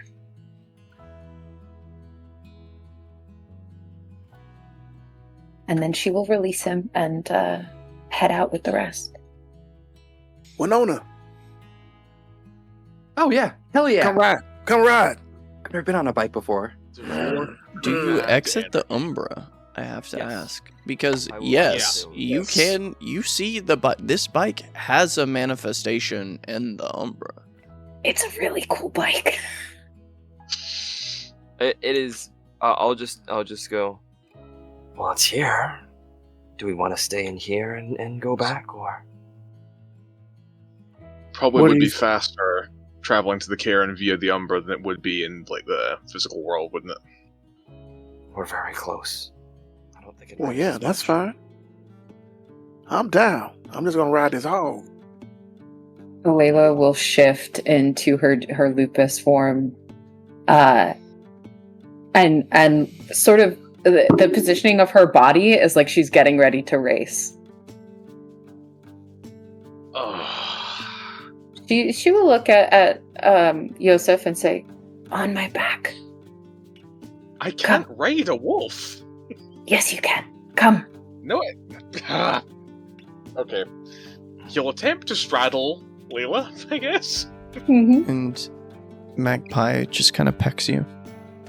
I don't know, I thought that would work. I thought it would make you smaller. It didn't. I don't know what I'm doing. Would it be more reasonable for her to be in her what is the other one? Hispo form. Oh. Hispo form? Yes, certainly so. Okay, I would like to do so. Yeah, make me a raise check. And No. Magpie just kind I'll- of leans into your ear really quick, yes. I can help you get get the judge back if you want. You just won't Magpie. like how I do it. It will upset you, and I don't want to upset you unless you want me to upset you, so, Magpie, pretty birdie, precious, precious, precious companion of mine. The last thing that I want to do right now after we've been through a shift. Okay. Well, I just wanted to let you know, in the few days that you were gone, I kind of, I followed what they did with the bodies that you guys made, before you went in there. Okay. That might actually be important information to hear, so, yeah, what did they do with them, Magpie? They're not dead. What? No. No, they weren't ever alive. They weren't actually people. They were some kind of weird metal person hybrid thing. They were cyborgs? Like those things from Power Rangers? I don't know. Jesus. It seemed kind of more like a droid thing. I don't know what they were. Every time. I don't know what it was. But I followed them and I watched them get rebuilt.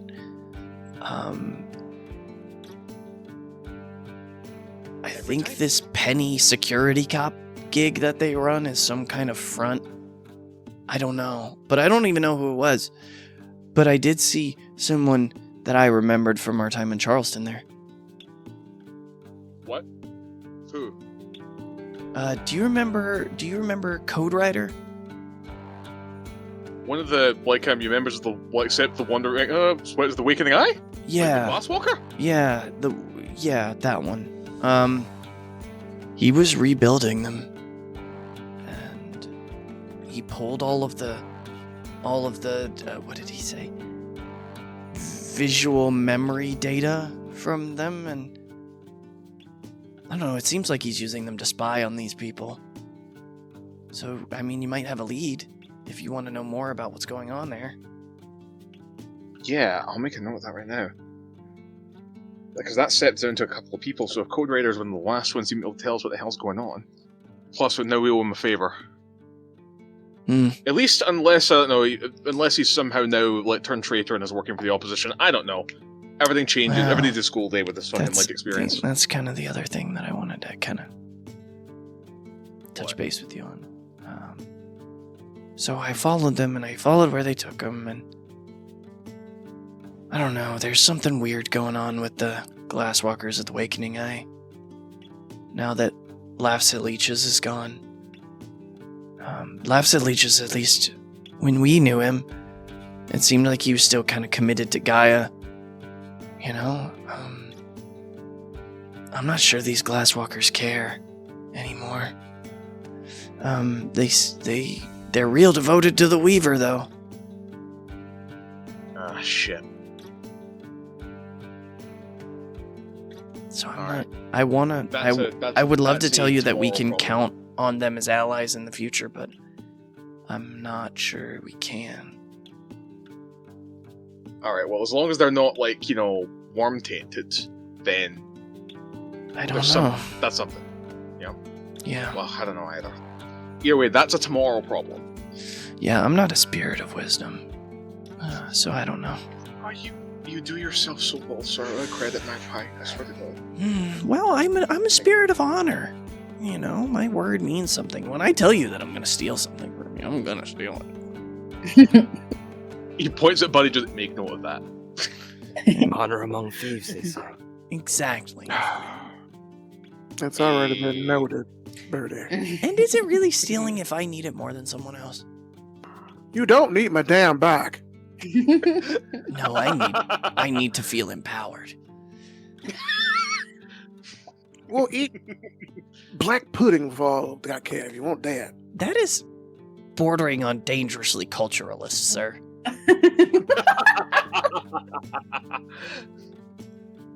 I don't tell you to go etouffee yourself.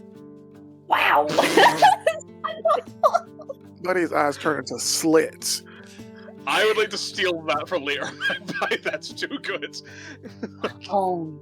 We need to go home. Yeah. Yes. Come on. No, we have to let loose the Before old somebody wolf. gets fricasseed. Lord. Okay. Fucking at this point she fucking goes into Hispo and takes the fuck off because she's like, we'll never leave. Sure. I would also like to go to Hispo. If I could. Yeah, make me a rage check. That's a success. All right. Easily enough Hold to. on, Winona. I'll just immediately follow after. And in how near in the Umbra you are, there's less of the kind of travel that you were doing with Vox where, things were wibbly wobbly. But since you all have the same sense of urgency, it does seem like parts of the road just kind of disappear and take you to another place further down the road. And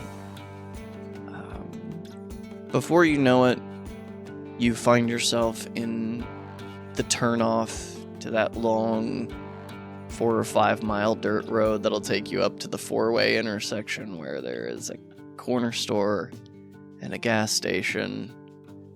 And this is the foundation of what is colloquially known as the town, in heavy quotations, of Wolf Creek, West Virginia. Okay, troops, we're home. Let's go ahead and build a sacred fire and burn this necklace to bust out Wolf. I assume that would be the correct thing to do, my Theurge.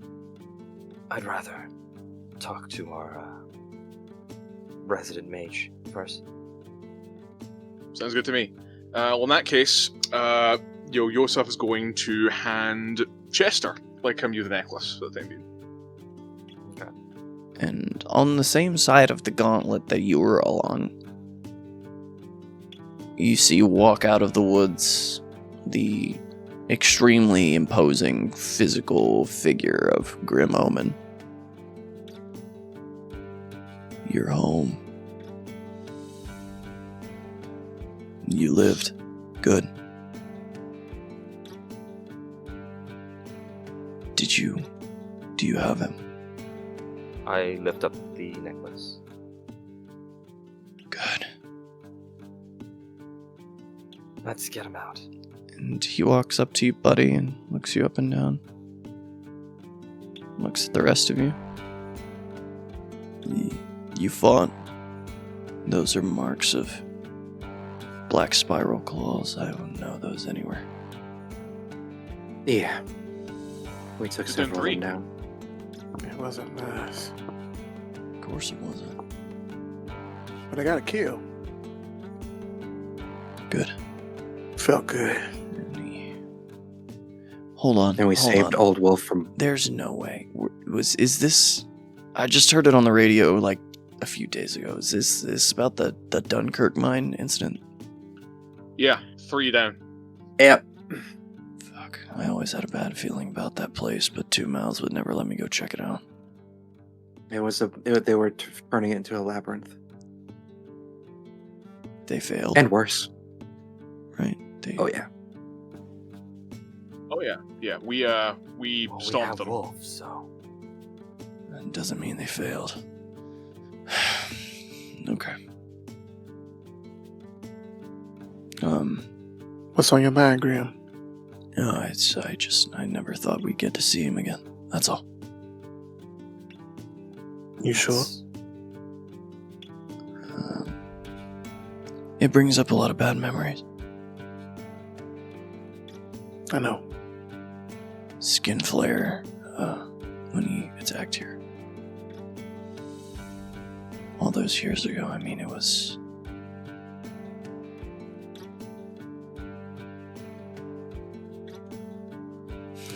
I failed. I couldn't protect him from him. Did you fight the fireworm? No. No. Good. Wyrm already gone by the time we got there. Damn.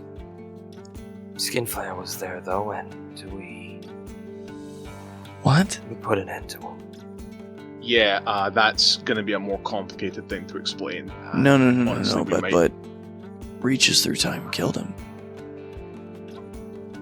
He came back. They had a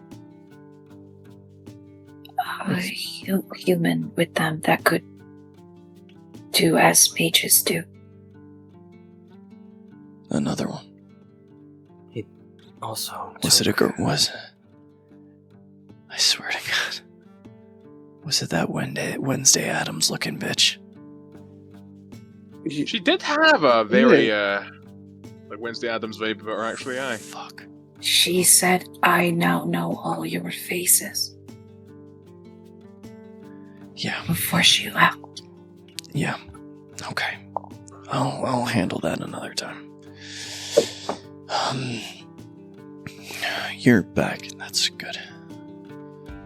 I should let Two Mouths know, and we'll touch base later. I need to know what you went through.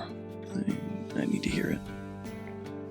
Yeah. Let's All right. go back to Reaches Through Time and release the old wolf again. The sooner we do it, the better. He's not as you left him. What does that mean? You haven't known it that long, and I don't want to spoil the... Yeah. I'll be around. I'll make sure that I catch up with you all a little bit later. Right. I'm cooking if you want something. Fuck. That's all I needed to hear. Yeah, Sure. I'll see you, like 5:30, 6:30? Sure, Just I would like to. just the two of us, or... Yeah, I've got other plans. No, don't I worry. mean, shit, fuck. No, it's cool. No, it's okay. Nope, Because Chester and I, we're watching Two Towers. Layla's coming with us. I'm sure we know that you haven't seen any Lord of the Rings trilogy, so you two can just have dinner together. Excuse you? Yeah. That sounds good. Yeah, sure. Yeah. Winona, actually, if you have a second, we need to talk. Yeah. I heard There's something I need to say too. Yeah, I heard there was an incident at the what is it? Shoney's? They have a sept name now. The sept of the health and safety standard. I told them to fucking workshop it. I'm not calling them that. It sounds a little clinical. Right. Okay, come on. Theft of Shoney's would have been better. I told them it should be the sept of where it's good. They just aren't listening to me right now. It's okay. You accidentally hit a person in the parking lot with the delirium one time, and they act like you're like a trespass from the restaurant. Did that. It was an accident. I understand. I kind of lost my grip for a second, and things didn't go the way I wanted them to. It's fine. Winona, if you could. Yeah. And as the rest of you head off towards Reaches Through Time, Winona you've never been inside of Grimm's house, but he takes you up the walk to this little... To call it a lean-to is being generous. It is quite literally the overhang of a hill that has had like a small square room carved into it and 2 walls put up with a central post with a door in the middle. There's, an old tin roofing that's probably 100 years old that it kind of drapes over the side, and he shows you there's a carved log bench that he's kind of made slowly and over the years that it looks like he's probably pulled at least 1 billion splinters out of himself from sitting on. As he sits down, we should probably chop it up. Look, I know you know who you come from. Yeah. And I just wanted to say I've been thinking about it since you guys left, and it probably wasn't cool of me to drop that information on you like that, and I don't apologize, but I'll say I could have handled it better. It was better for me to learn sooner than later, and I would have rather learned from somebody I was close to, even if we haven't really gotten super close. So, I do appreciate you telling me. I did mess up about him. You need to know more if you don't already about what I found out. I know that there was a scout for the cult that got whacked over near the Shoney's. It's already happening. I thought we'd have more time.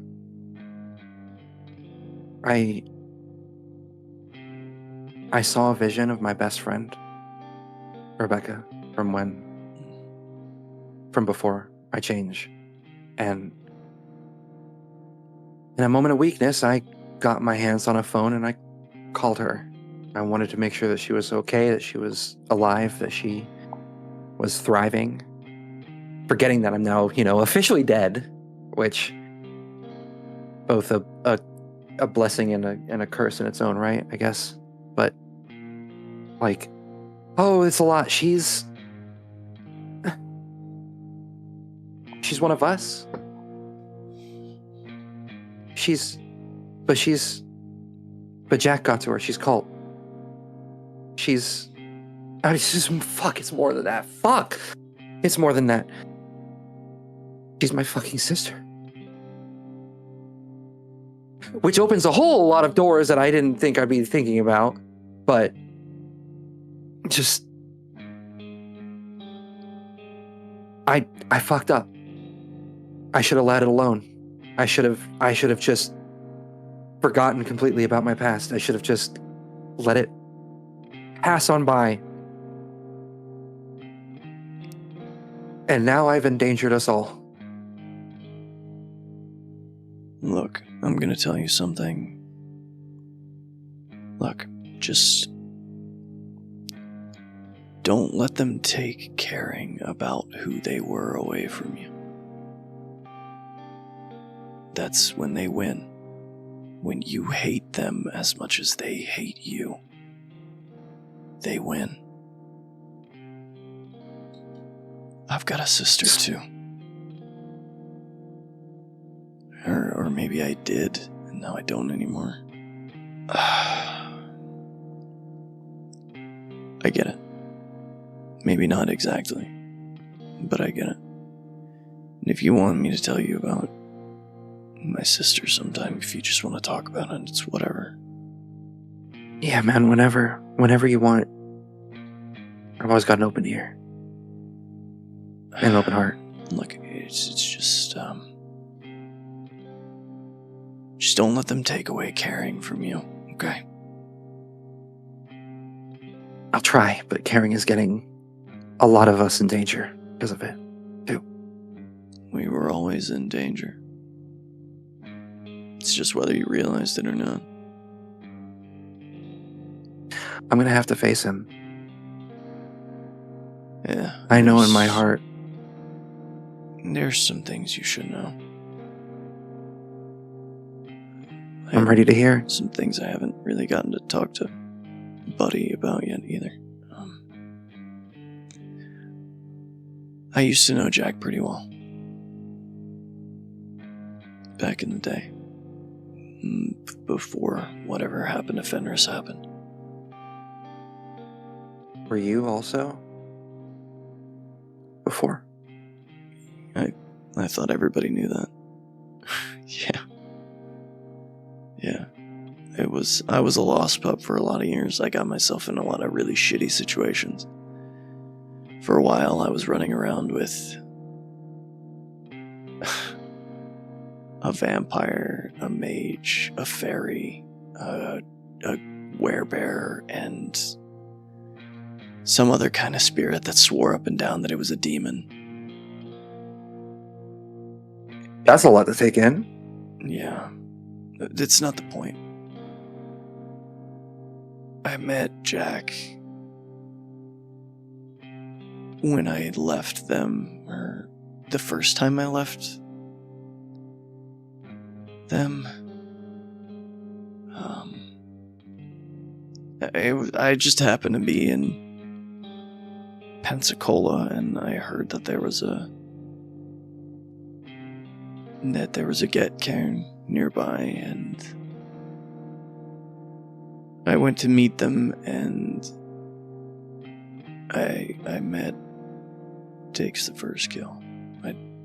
We never fought together or anything like that, but I knew him. I knew his reputation.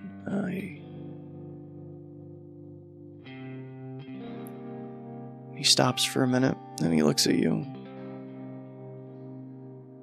I was trying not to cry. I held his son. He brought you to the cairn as a baby.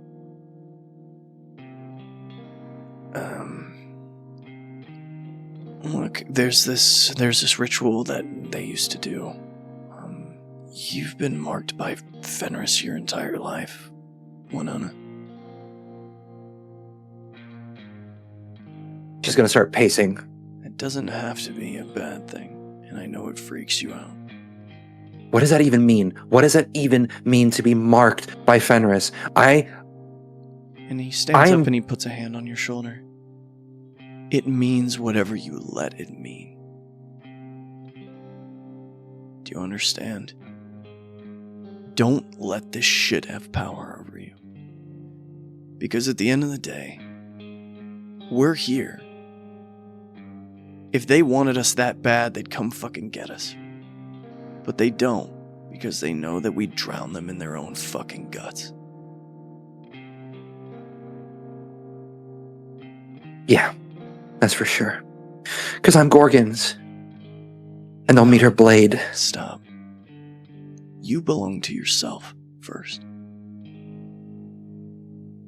Never forget that. And listen, I'm still not super cool with Unicorn.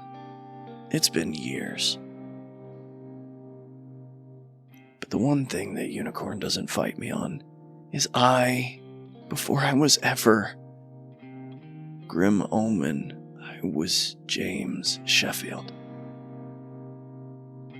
I belong to me.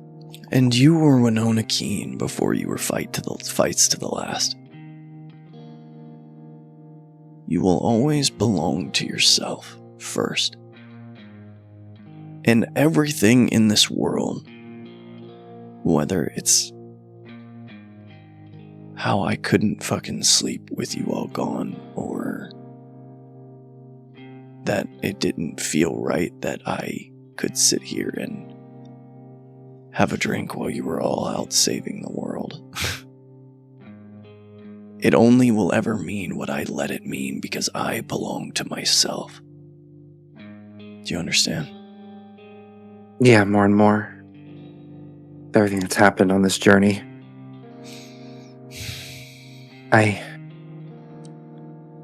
The downside to having that lifestyle, Winona, you have to decide what you stand for.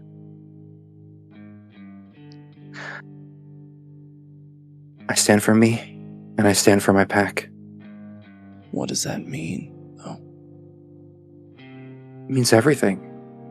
And when you'll it means stand for anything, you'll fall for everything. Do you understand? Define guess so. parameters. My first pack. I wish they would have set harder lines with me, and maybe they'd still be alive. I'm not saying you have to protect them from yourself, but you're an Arun. I don't think I need to say that all the time. Yeah. We could seriously hurt them if things get too built up. It's already almost happened. It's already happened a couple times. I know. And you're never going to be able to eliminate it completely, but getting a grip on it is important. Yeah. I killed the woman who taught me everything about this life. I was just a pup, and I killed her so fast she couldn't even change. And I ate her, Winona. Don't be me. There is a reason I am called Grim Omen, because when you see me, it's not a good sign. And I am trying to be better. But if it's a mistake you can make in this life, I've made it. Including letting myself fucking have feelings for someone again. Jesus Christ.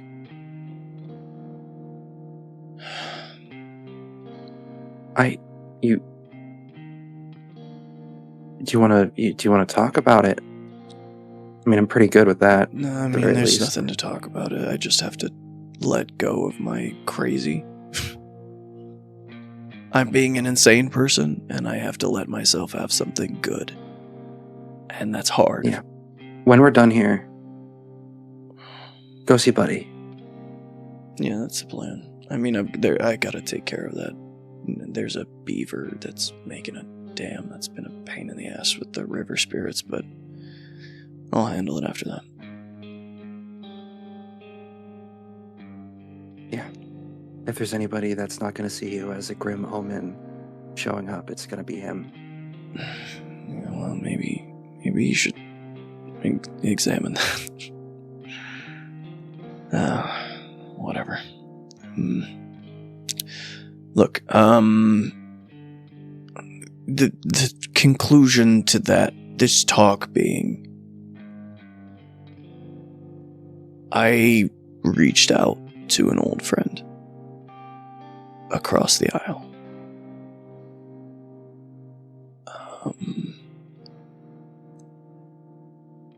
There are moves being made. I know your dad pretty well. He lost a challenge for the High Earldom. He's no longer the Earl of the South.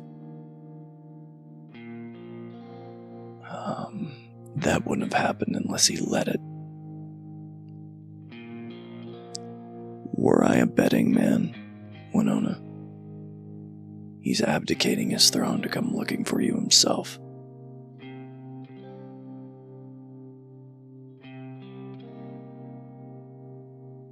And the fact that he has an axe to grind with King's Brewery, and the fact that they're opening one in Charleston isn't, I don't think that's happenstance. Our people, before the apocalypse, we believed in destiny. Maybe some of us still do. And if I believed in destiny, there were too many convergent threads in Charleston that all relate to fights to the last.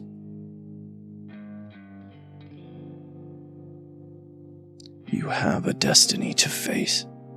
That is what I choose for it to mean to be marked by Fenris. And Find out what it means for me. Well, if you need any direction from me, I've chose to make it mean I'm gonna kill every single one of those motherfuckers for betraying our mother. I'll face Jack. I'll bring him to justice for me Just don't and for all of us. Just don't do it alone. I understand She's the not gonna kind of do that. hold a father has on a child. Do you think I can still save Becca?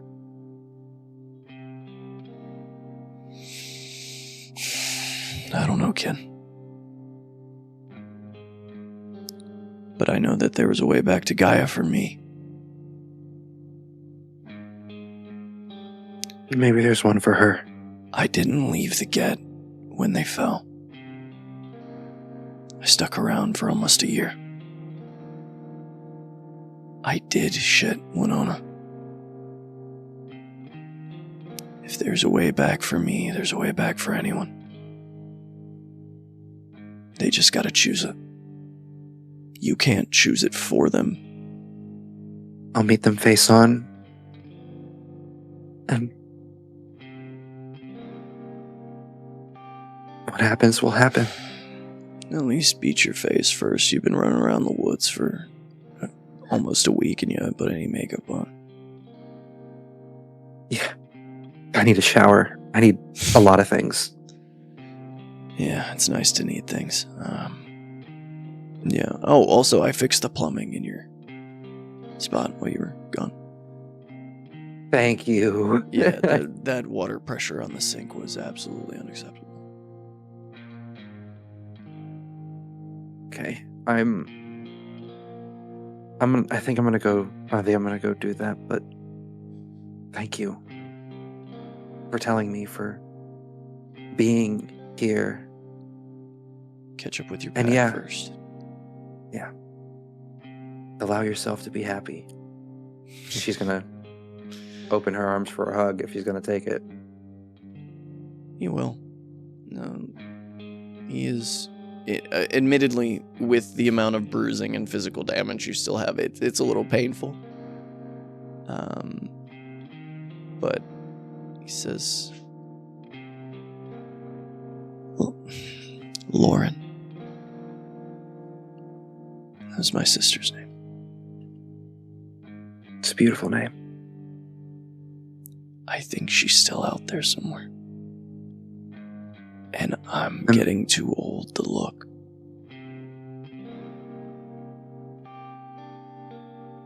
I'll look for you if you want me to. Or at least help. I wouldn't even know where to start. My parents, I thought Lauren for years. There's a house fire when I was a kid.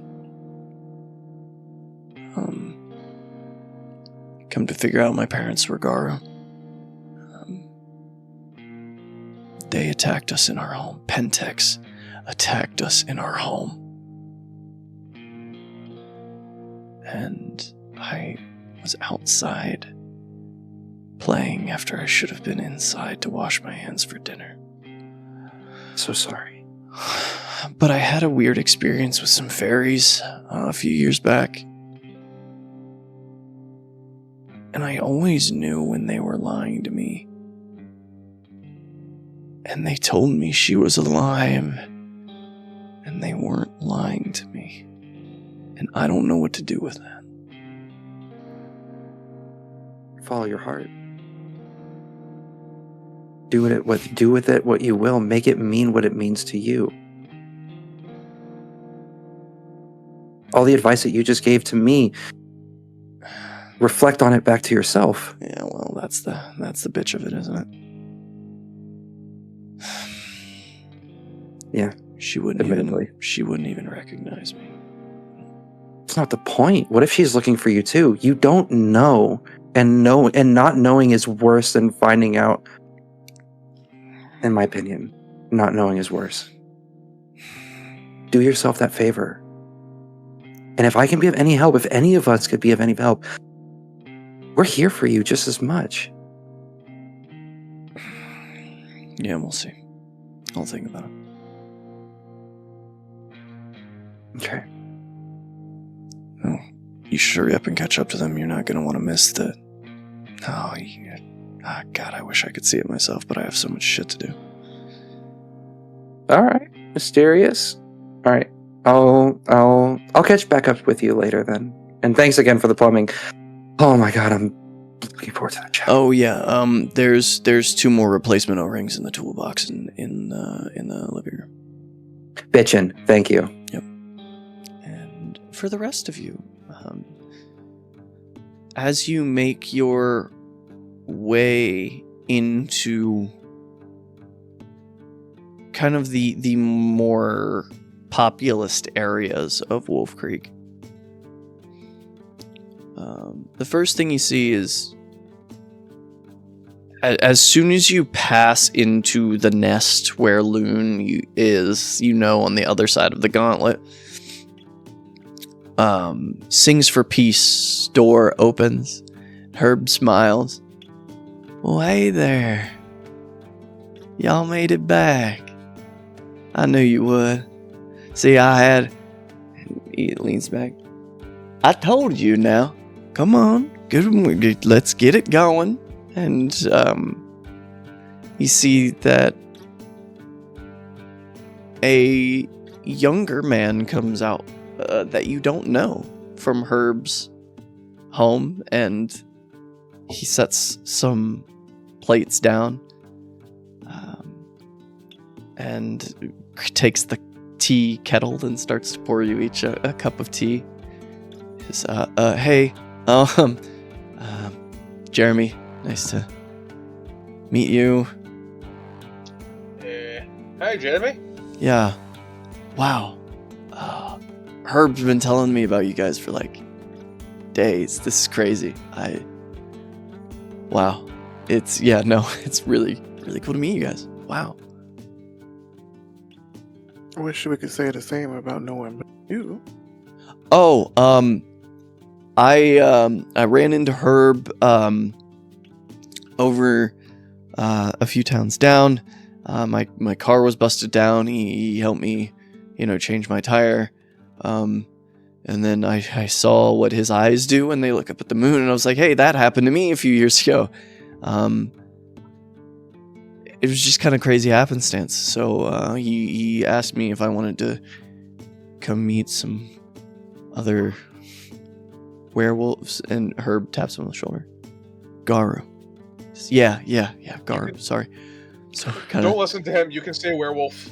Did you say happenstance? Yeah. Yeah, I mean, it kind of felt like it, yeah. There's no such thing as coincidence, only the inevitable. Yeah, fate's a bastard like that. Spooky. Okay. Yeah, no, but yeah, I mean, he's just kind of been bringing me up to speed and stuff, and What are you? And he kind of looks to Herb. How do I answer that? And Herb's like, he hasn't been chosen by a patron spirit quite yet. Oh.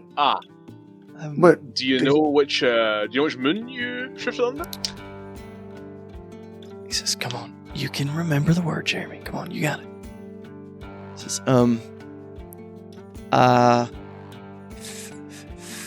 Philodox. Philodox. Like me. Sure. You don't know what your tribe is either? No, that's the big guys, right? Herb's like, yep, that's the big spirits. They give you a little nudge in the right direction. Yeah. Gotcha.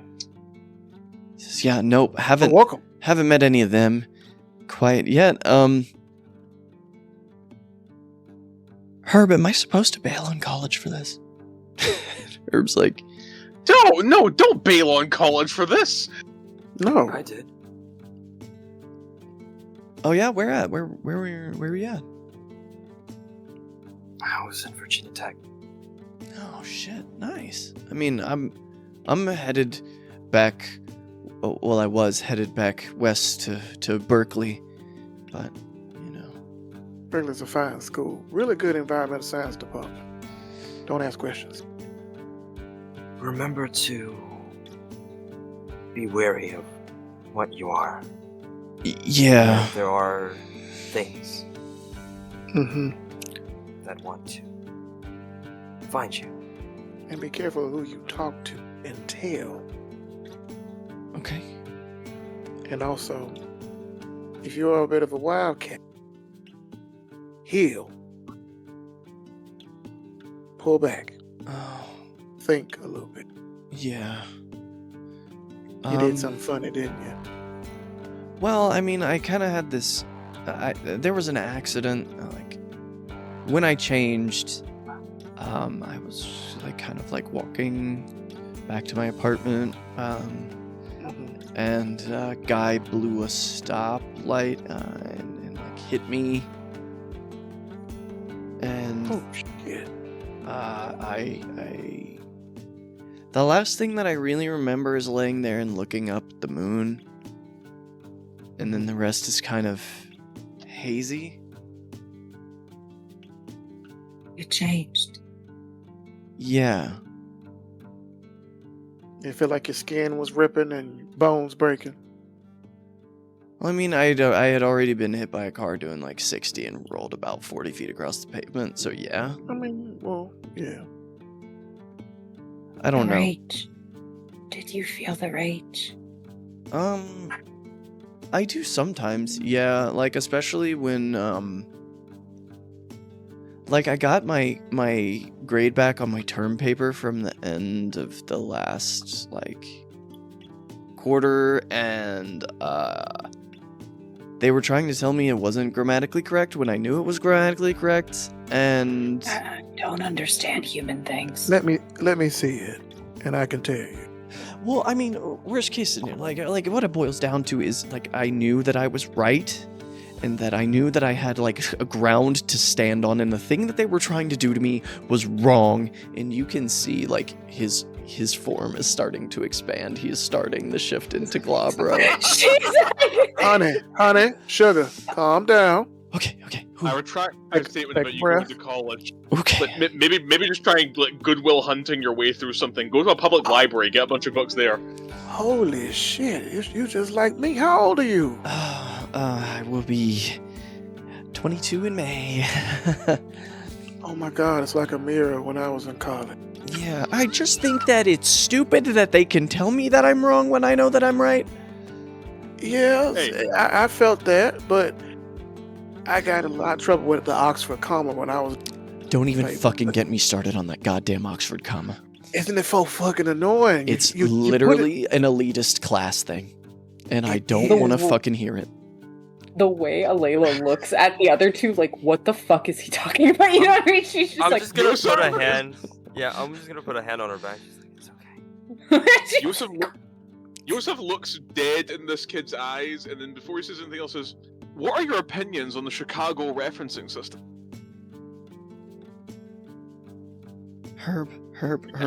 Weed. As soon as- Weed me. as- Weed me. And Herb hands him a joint.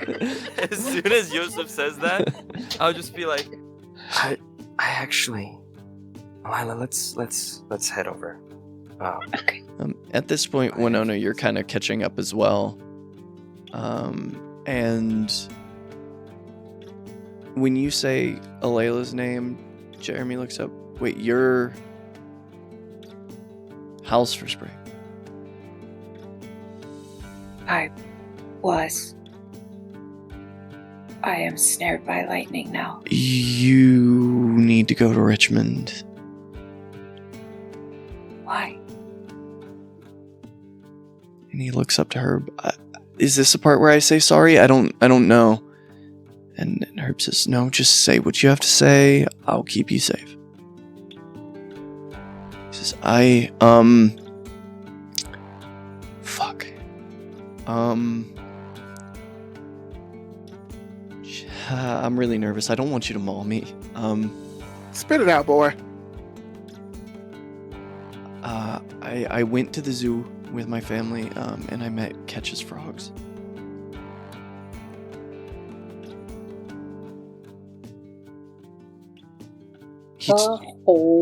Everything shuts the fuck down. She freezes in place. He told me that if I ever met a Layla house for spring, to tell them where he was and that he couldn't get out and that they were feeding him bad meat. A storyteller? What do I do right now? Because Layla is gonna lose it. I will certainly Is it a point say of rage? increase Like, your rage by 1 at the very least.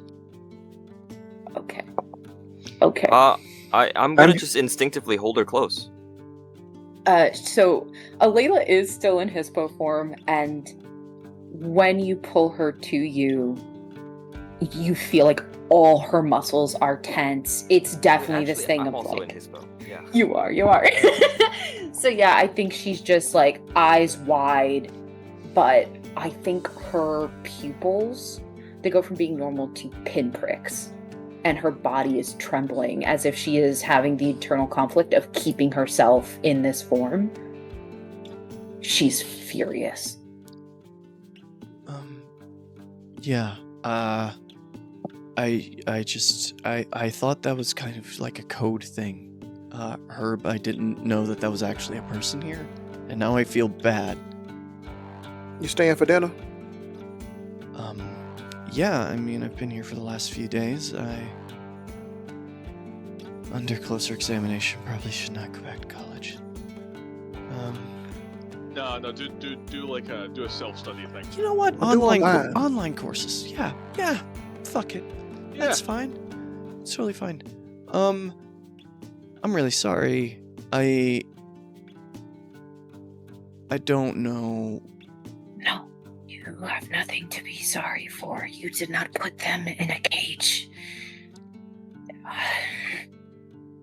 No, but I did.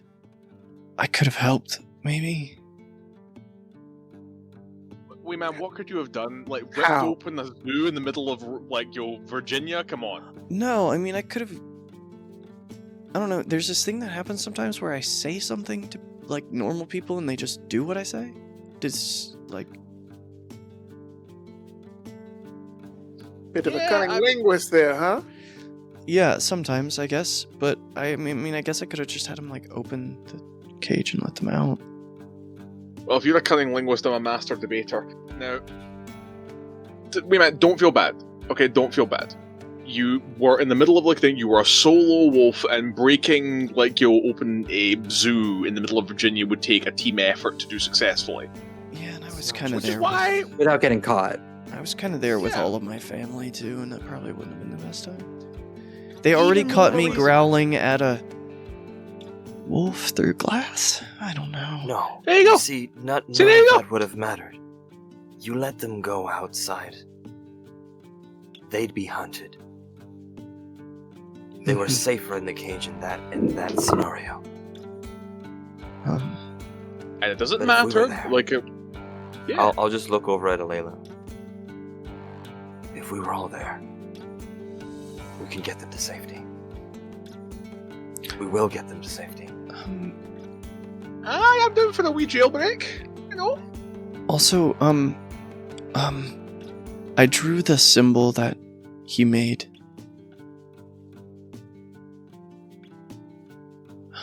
Show it to me.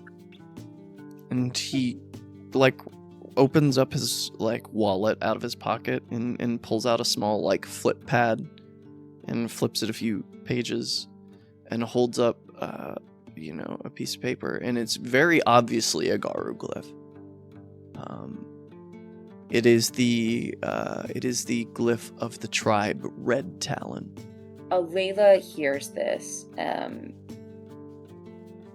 she goes through a myriad of emotions. And then I think she just starts to whimper and cry. Part of her feels that this is her fault. Yeah. I'm just gonna stay right next to you. kind of like nuzzled up and not saying a word. Winona will crouch down on the other side and start, like, just leaving a hand on her. Jeremy, Yeah. do you spell your name with a J or a G? There are people who spell my name with a G? Yeah, I was gonna say. Whoa. No, it's with a J. Okay. Lock My it in. mom wasn't really good at spelling though, so it's Jeramy. Jeremy? Yeah, that's what I said. I said, "Mom, what do you want me to do? Get made fun of for being Jeremy Salami my entire life?" Your last name is Salami? No, it's just what the kids in. My last name is Salamanca. Kids are mean. Oh, yeah. No, I'm not gonna lie. I am hearing that. The part of my head that used to rip the piss out of kids with strange names in my own school is telling me that's exactly what I would have led into as well. Yeah, so I was nice. Jeremy Salami for the first 18 years of my life. It was great. Alayla sort of nuzzles into Chester for a moment, and then she pulls her head away and looks at Jeremy and says, "Thank you for telling me." Yeah, you're welcome. I wanted to help. I mean, if you need help when you go back, I want to help. He seemed nice. He was. Yes. He took care of the other wolves. He made sure that they were eating before he was, and drinking. He said, what did he say? He couldn't let them starve over the winter. Soon as he says that, she fully breaks. No. And I I tried to explain to him that they would feed them regardless of what season it was, but then he didn't. I'm so sorry. As that's happening, the rest of the pack will realize in that moment why her name was Howls for Spring. And Can we all give Leela a hug collectively? She needs it. Yeah. Winona was already, like, knelt down, but she's got her arms fully wrapped around Alayla now. with all of you knelt Don't down. worry, Jeremy. This ain't on you. It's just there's a lot to deal with here. Okay, alright. Fuck. It's fine. No, it's fine. She'll be alright. And But- then, Alayla, you feel a hand in the small of your wolf back. Warm. Says, hey, don't worry. It's gonna be alright. And you see Looks. a young man, probably only in his late teens, maybe early 20s.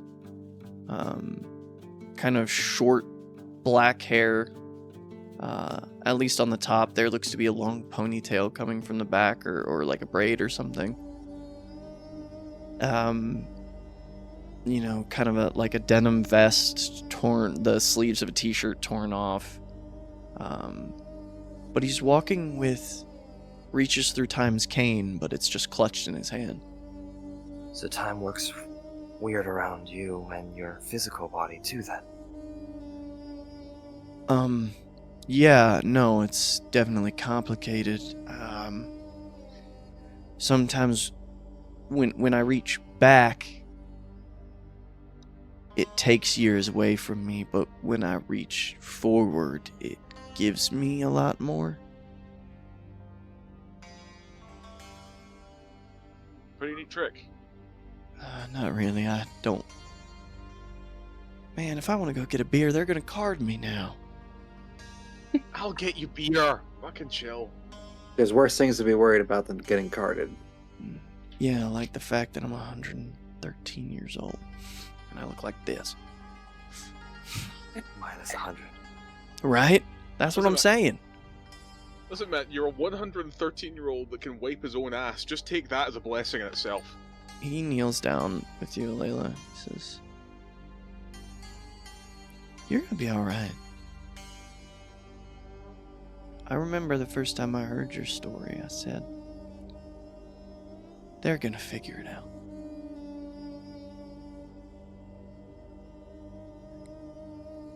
You survived being caught in an electric fence, and I can tell you I've fallen into one of those before, and it sucked. And it wasn't even raining. It was awful. She collects herself, sort of shaking her head, and she looks at Reaches Through Time. We have it. We have the old wolf. Yeah, that was the other thing. You have my friend. Oh, wow.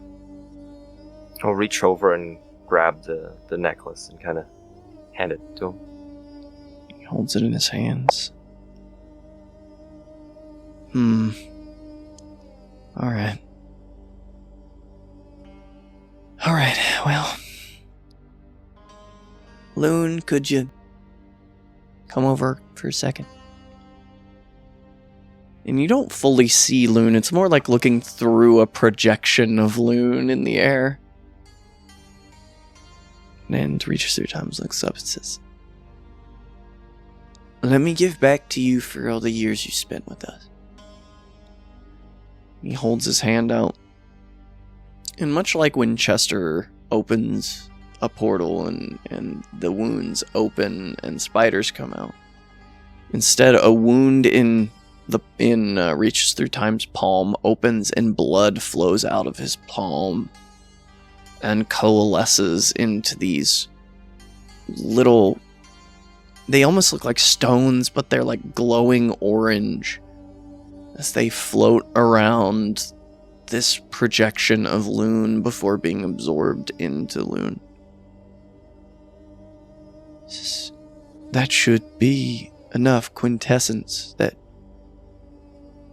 the time that you spent here won't break you. And in this honoring of the pact that you and I have made, I release you from your service to me, Great Spirit. You've been a source of joy in dark times, sense of camaraderie when I believed I was alone. The Garu of this sept will never forget the service that Loon has done for us. And you are welcome here whenever you need. But now, and he smiles very wide, fly far on ethereal wings, my friend. And Loon looks at each of you. Play with the frogs or I'll come back and twist your ears. Yes, ma'am. Always. And you sings for peace. He looks wide-eyed for a moment. Shut the blinds when you need to do those things. I don't need to see that. And you will make me the duckweed tea when I return in apology. I give Herb a look like... Herb nods. What have you been up to? Yes, I find that mighty acceptable, and I have earned this castigation. And Loon takes off. For the first time that you've ever seen Loon in the year that you have all lived here, Loon leaves the nest and disseminates into the clouds. Reaches Through Time, smiles. Very well. Now it is time to release the old wolf.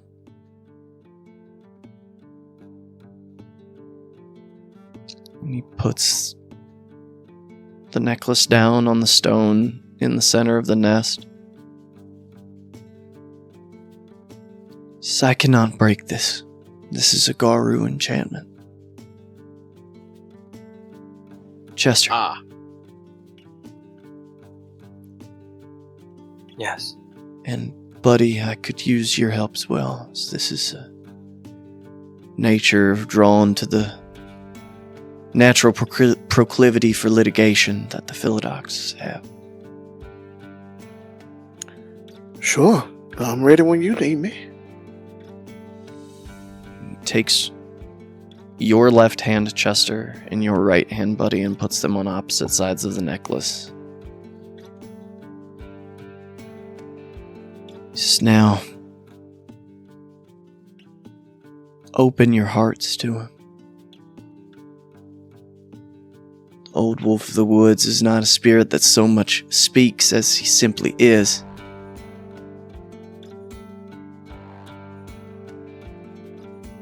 And if you could both for me, roll me 1 red dice. Teeth. That's a crit. Hey! Okay. As each of you lay hands on this and open your hearts to it, Yosef, Alayla, Winona, without prompting, you move forward and put your hands on this thing as well. It is almost unconscious. It's like you blink and you are there. And with teeth and a critical, for a moment, you think maybe it reaches through time is up to his old bullshit again. Because you can see even the rays of the sunlight freeze in place. And you all hear, You who have been chosen by Fox. I am not as I once was. and you see 2 massive green glowing eyes open in the forest. The edges of them flickering with that same black that you saw in the balefire. I will take time to heal, if I will ever be the same. For I have seen the heart of the Wyrm and lived. I am the memory of all wolves, from the beginning to the end. I will not die until the last wolf has howled at the last moon. Do you accept my wisdom, even if it does not favor you? Always. Of course. Yes. Merci beaucoup, Lupo. And you? Punches up. You have not given your word. No. You would only take my wisdom when it favors you.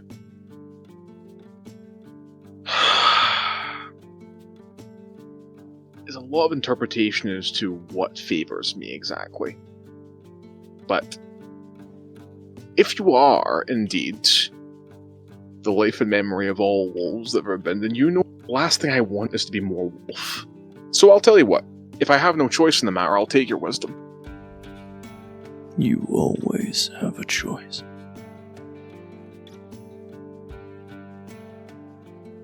I can look at the pack for a little bit.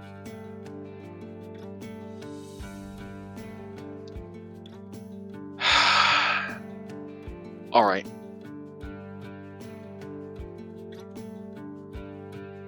Very well. And out of that massive shadow just beyond the edge of the woods, a small, wizened gray wolf trots forward. How this thing, it looks starved nearly to death. You can see the bones of its ribs hard against its skin.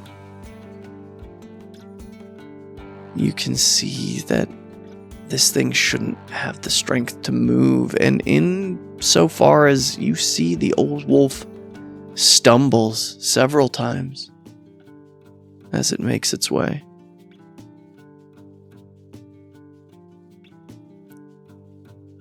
am not what I once was. I did warn you.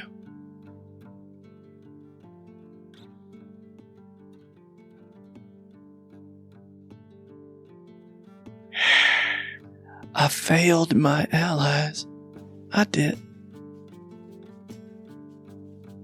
For all my wisdom, I led them into battles I knew they couldn't win. And in all my wisdom, and he gets cut off. And in all your wisdom, you let them kill my sons and daughters, Wolf. And Fox trots into the clearing. I am sorry.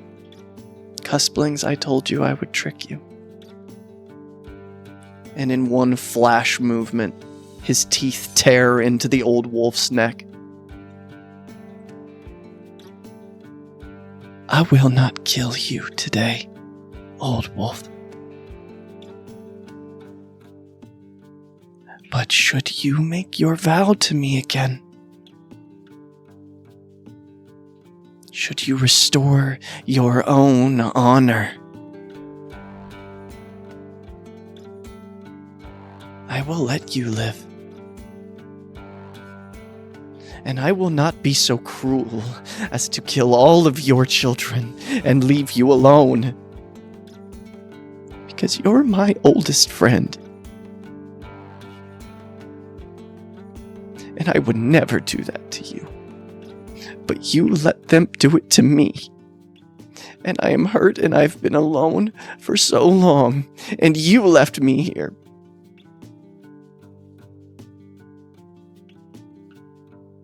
So make it right. So you will make your friends promise me again. Wolf, elk, and Aeolus, and rat. You will make that bargain to me again. In all your wisdom, it ended when the apocalypse ended. So now we make a new one. Apocalypse happened. We're here now. Make the deal again. And I will let you live. And the wolf looks up, wizened, ancient. I never broke our deal, Fox.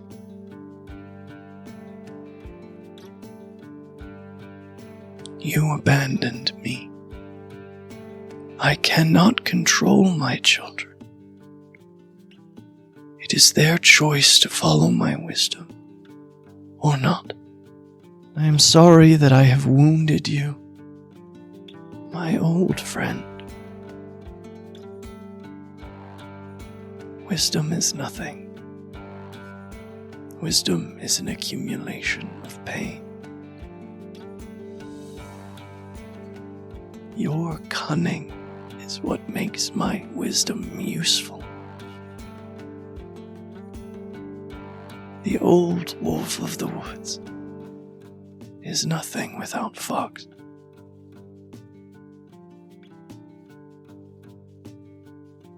Fox steps hard on the old wolf's neck. Then make the deal. And the old wolf nods. I will have 2 mouths.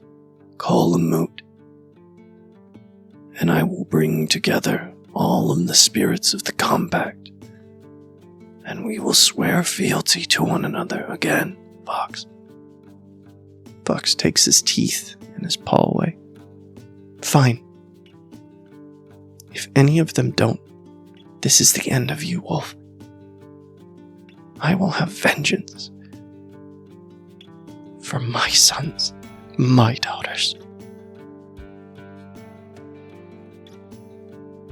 And whether that vengeance is taken on the red wolf Fenris or the old wolf of the woods is up to you.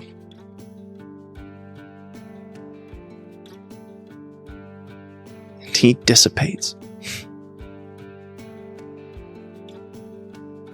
The old wolf looks up bloody, trying to push himself up. Oh, for God's sake, come on. shakes. You see my predicament.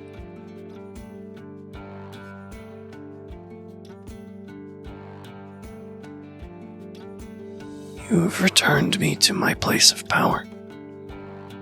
Here I can rest. You have seen us both at our best and our worst, Fox and I. Can I count on you?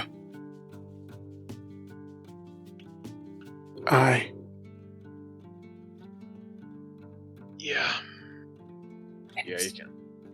Yes. You want some boudin to help you with your resting? No. No, I just need to rest. Well, But I would You ask a rest. favor. we need. What is it? My old friends. You can gather them for me. Invite them Yeah. to this moot. Of course, yeah. I must repay Fox for what my son did to his children. For, much to my own shame, Fenris is my son.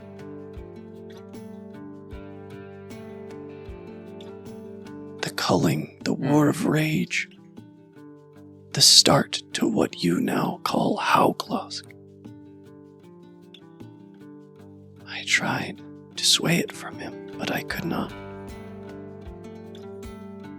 It was the slaying of Fox's children that fed that red rage within you, within all of you.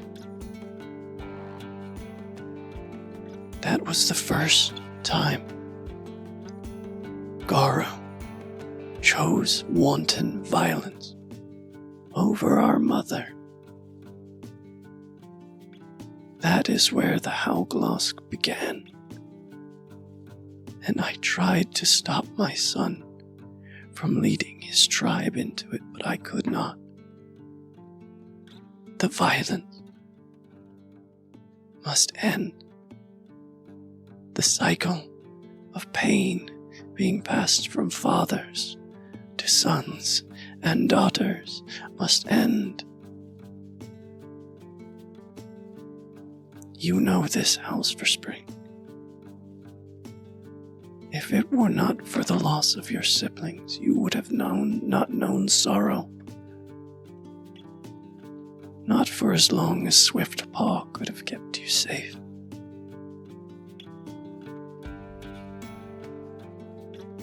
My children, the children of the first wolf, we did not pass our suffering, our violence, from generation to generation.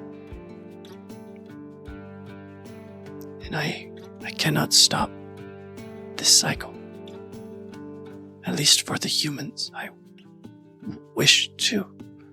But their ancestor spirits and I, we don't understand each other. I cannot speak their language. But the cycle of violence and pain being passed through the blood must end. If this world, if our mother is to survive, we cannot equip our children with the weapons that were used to wound us.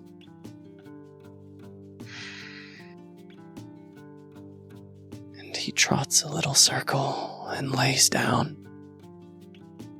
I must rest. You do that. I'll go and, well, Elk's nearby apparently, so I'm gonna go and talk to him. And after that, I'll talk to Rat. Unless you want to do that, buddy. I can. I need to talk with him anyway. And Wolf, you gonna rest now. Get you a good long sleep. I know you don't want any, but I'll leave a little piece of boudin here for whenever you feel like it. And you can already hear the soft snoring from the old wolf. As time begins to move again, and reaches through time, looks at all of you, just smiles. I saw this day, and still I didn't think it would come.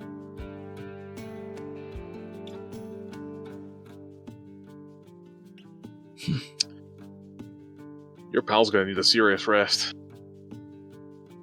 Yeah. I think we all do. There's a certain gathering of spirits that I need to know. I need to let them know that he's back. The moot, when is it gonna take place? I mean, given 2 Mal's propensity for party planning, I'd say probably 2 weeks. Then we have time. I'm going to turn to Alila and just... I'm going to prepare.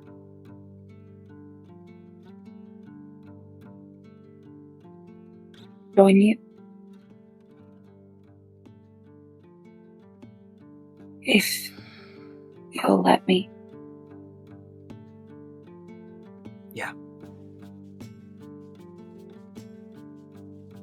She will give a glance to the pack for a moment. And you can see in her eyes that there is, as emotional as the last couple, bits have been, there is nothing but love in her eyes. And then she will go and follow Chester.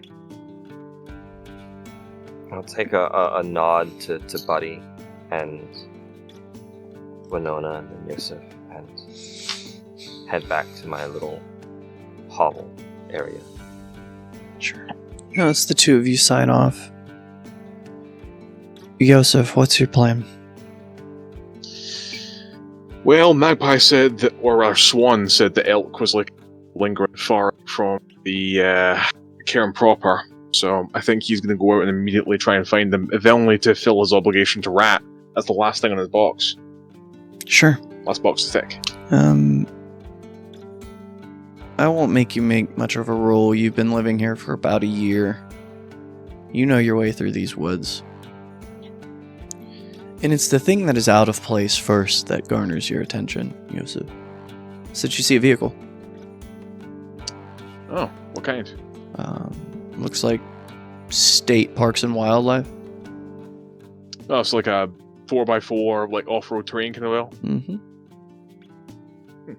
Anybody in it, or is the engine on? The engine isn't on, but as you pass it, you can still feel the heat. So it got turned off recently. And you can follow a trail for a little ways until there's a moment where the tree line breaks and you're in this kind of field on the side of the mountain. Long, tall grasses. You see a whole... I don't know how any other way to say it than a whole field of tall, sweet grass with a herd of about 80 elk. And yeah, that looks about right. You see just off to the side a man with a camera. State Parks and Wildlife uniform on.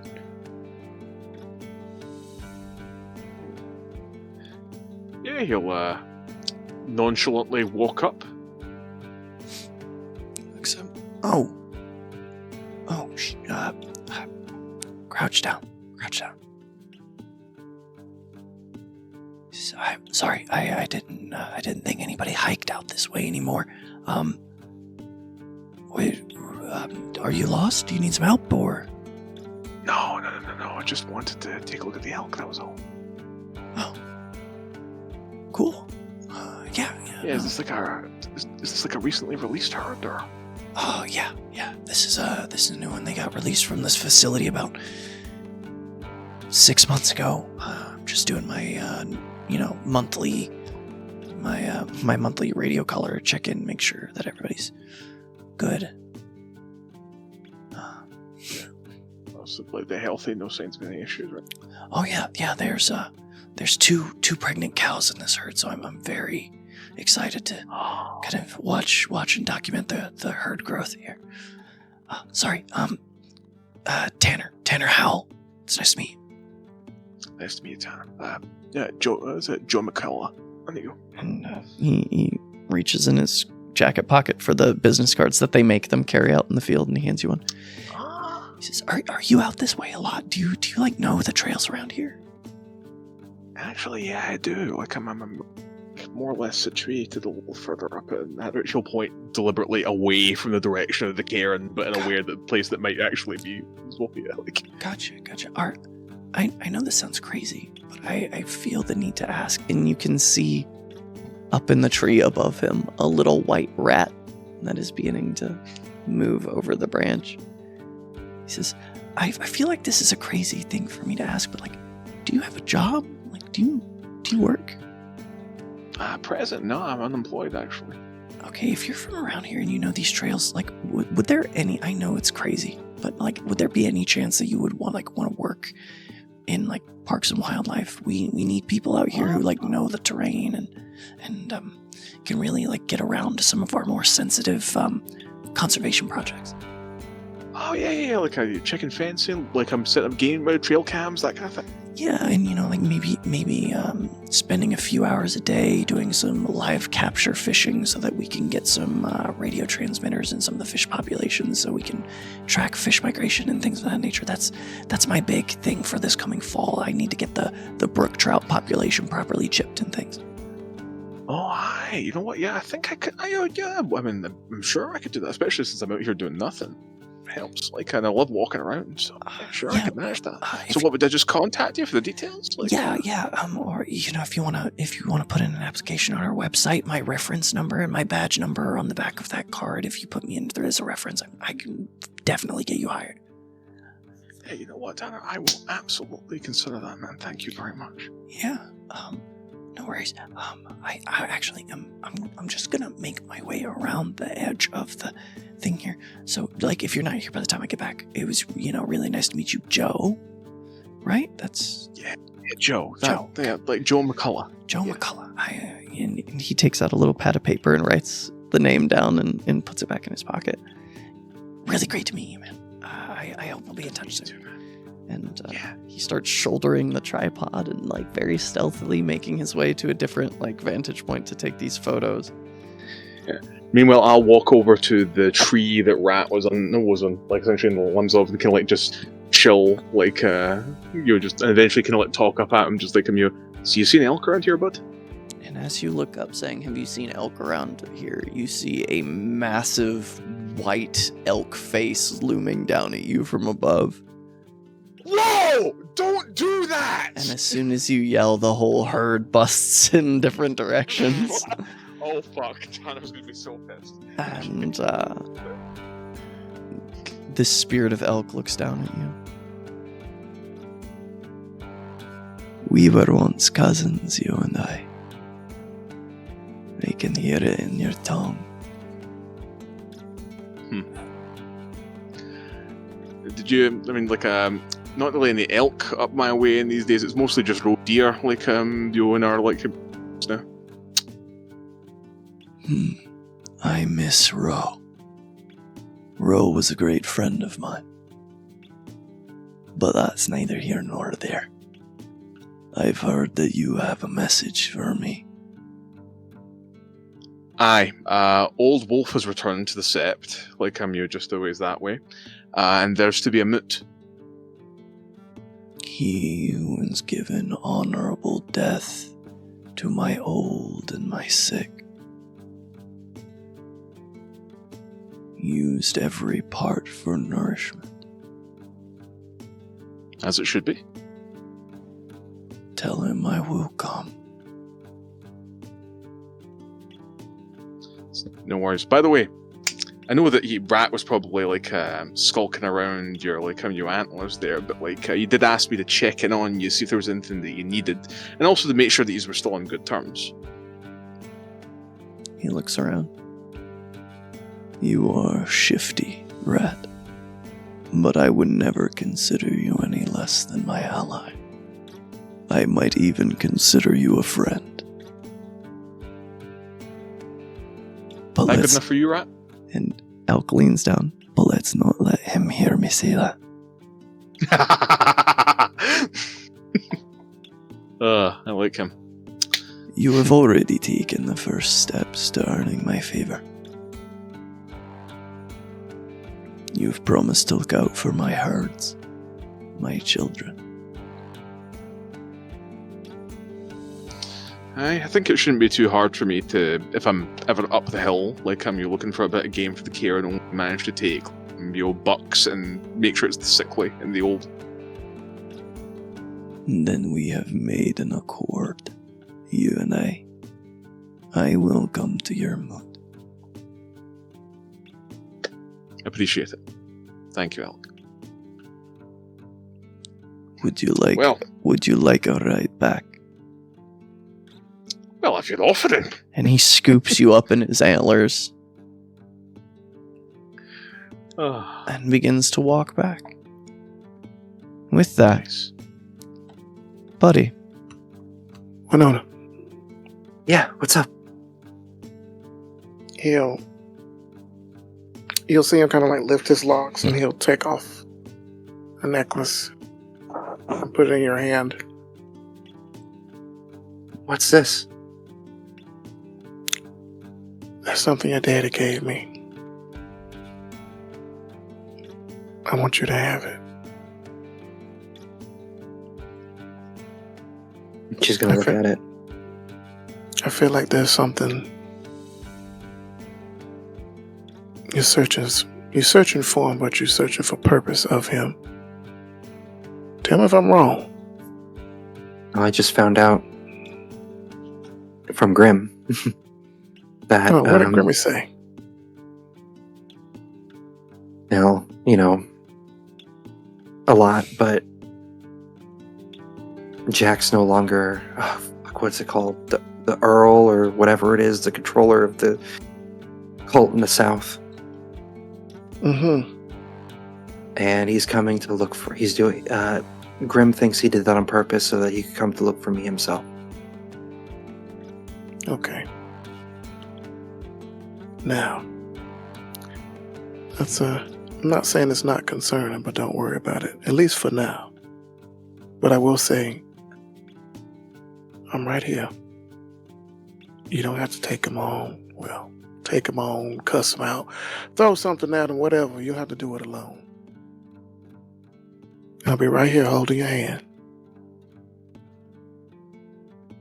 You've already proven it to me in this time that we've known each other, but what's the saying? Jack may be my father, but you're my daddy.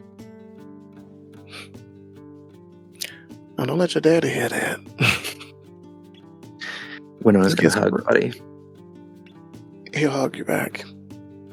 Like I said, any questions you want to ask me about him? What's he like? Hobbies? Probably tell him you a lot more about him than he would like you to naturally know. He is a shit card player. He's real bad at cards. His favorite color, he likes to say, is blue, but it's actually purple. He loves Chinese food, but very, very wide of him, he doesn't like spice. That's embarrassing. It is. How I made gumbo and he said it was too spicy. I didn't put no peppers in there. Yeah, that sounds about right. And TMI, he snores real loud, especially when he's comfortable. I lived in the same house as him, of course. I know that one for sure. Well, I'm just letting you know. And I don't want to tell you that. That's probably inappropriate. But he likes to touch. That's his thing. Really? Yeah. Jack? Okay. Surprising, I know. Don't let the stoicism throw you off. He's actually that and quite playful. Buddy, it's at this point of kind of remembering all of these anecdotal things about Jack that you see sitting on the porch rail of Two Mouths cabin, which is just kind of across the way. You see that there is a quite large white rat that is tapping a pen on a little like handboard. And he'll look up and okay. Also, before I get out of here, I had to make a visit to a rat museum, I guess.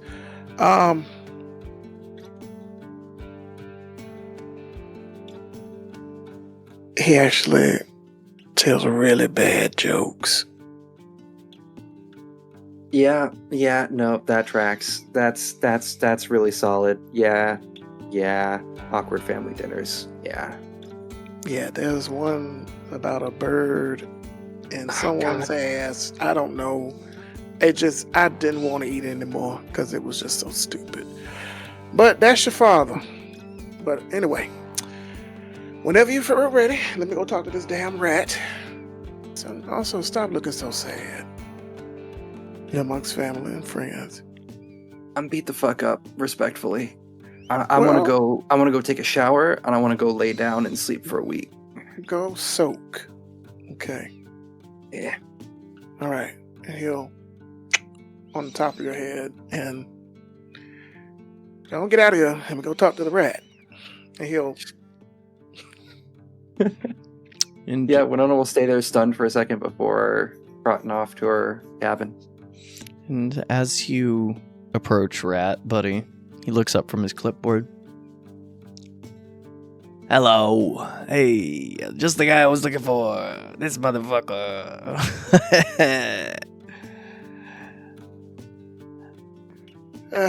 Hey. Sure.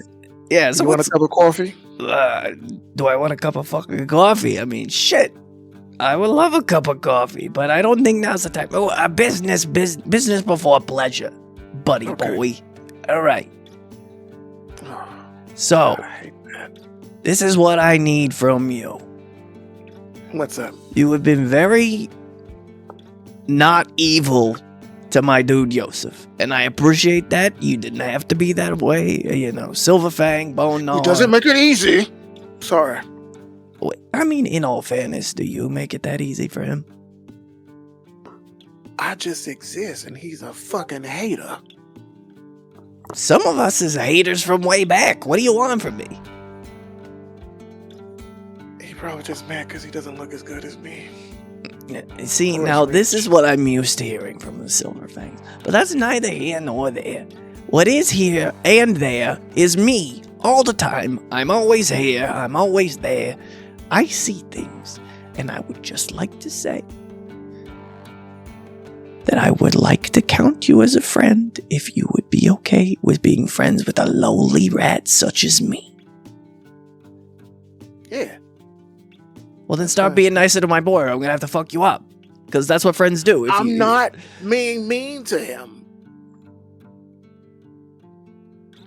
I am not eating that damn black sausage pudding shit. You don't have to eat it, but at least make it look like it. I mean, come on. We do it for toddlers all the time. Yeah, for toddlers. He's a grown-ass man with a bad... Just feed him a few drinks and he has the situational awareness of a toddler. I love the guy, but you know, these are the things that we have to do for our friends. We adjust our behavioral patterns and then we make it work. If I'm just one little rat and I can figure it out, I'm sure a big old Garu like you can, put it together. Does the Scotchman like scotch? I think I have kind of got him on the moonshine over the last few years. But Great. You know what he would really like? And you're gonna have to go into the city for this, and you're gonna hate me. But if you go for the if you go to the Food for Less on 8th Street in Charleston, you can get him a pack of 12 iron brews. Okay. I made sure that they got him in on the truck this week. I pulled some strings. I stole some cargo manifests. I made it happen. You stole cargo. Oh, okay. I am an unrepentant thief, yes.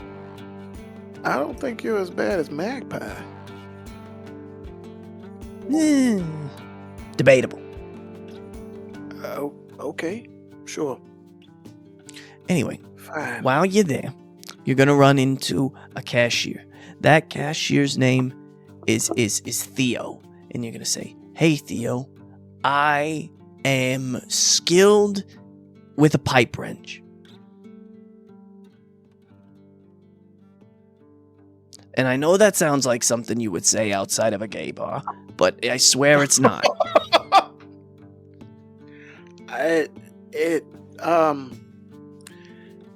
Yeah, that's something that sounds like something I would hear. Probably from Dion, if I'm not mistaken. No, anyway, another time. Yeah.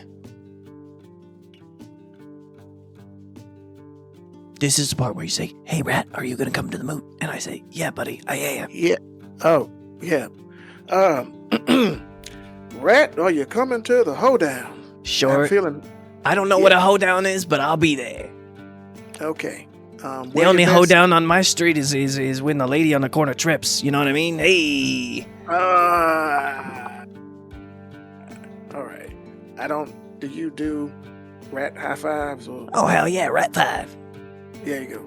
Okay. I will do that for you. Okay. Yep, I appreciate it. Okay. All right, I'm gonna keep doing this property inspection. I swear, you gotta learn what building code is. Mine is fine. Well, yeah, you got the only real house in this place. Mm-hmm. Silver Fangs.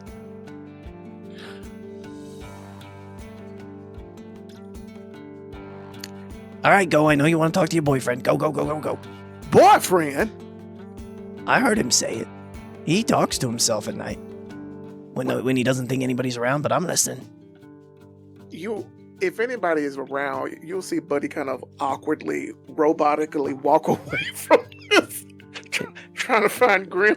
As you walk away, you just hear being shouted from behind you. "I'm literally inside your walls, buddy."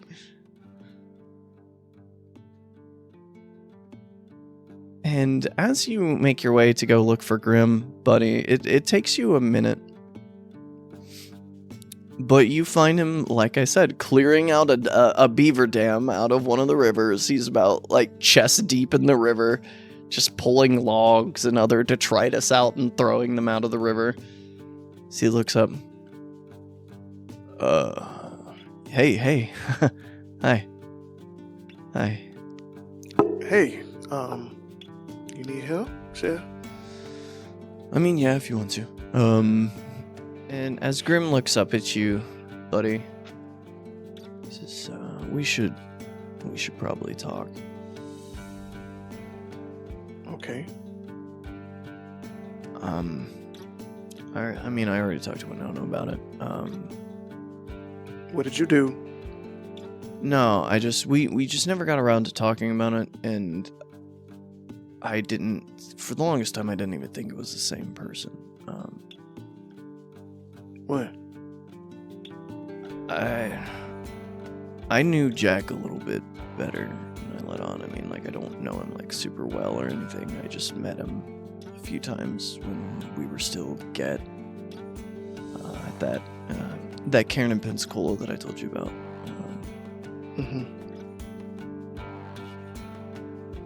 I guess I just kind of put together today that he brought Winona to the Cairn as a kid. I remember. I was... What? I think I was maybe 17, maybe 18.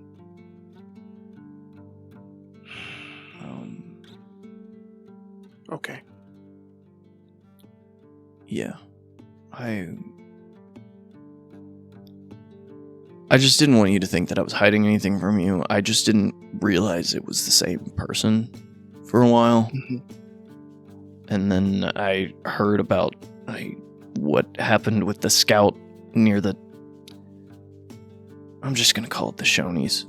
And Yeah. I reached out to a friend who's kind of still undercover inside the cult. Mm-hmm. And I heard about, this move that he's making, and they called him Jack, and then I only really knew him as takes the first kill. Yeah. Is he coming after Winona?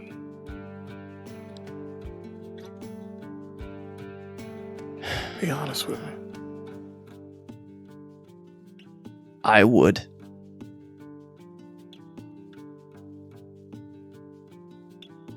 Why? Everybody wants something to love them back.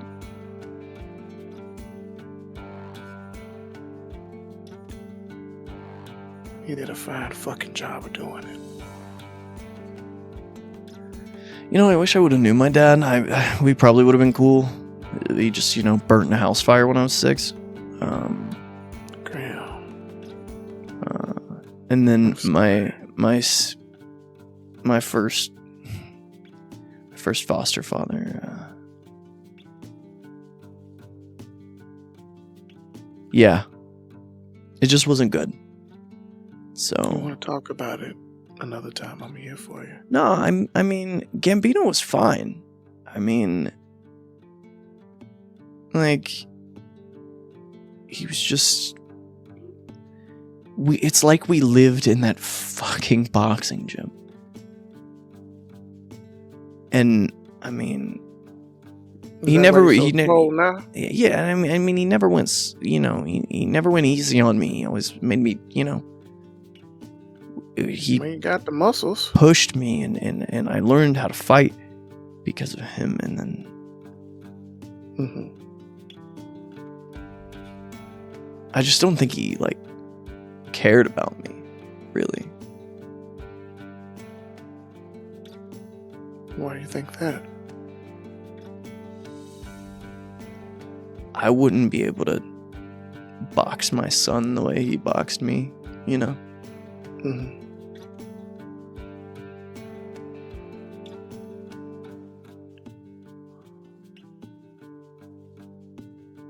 Do you care about him? Gambino? No, fuck that guy. Who do you care about? You don't fucking know. Shut up. No, I don't. Please tell me. And he kind of pushes himself up on the riverbank and crawls up and puts his hands on your face. I care about you, Graham? you fucking idiot.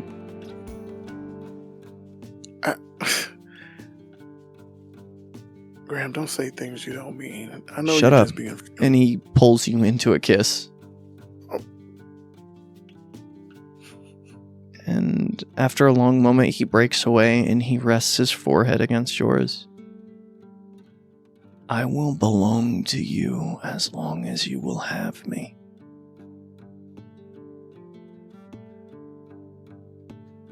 Do you understand?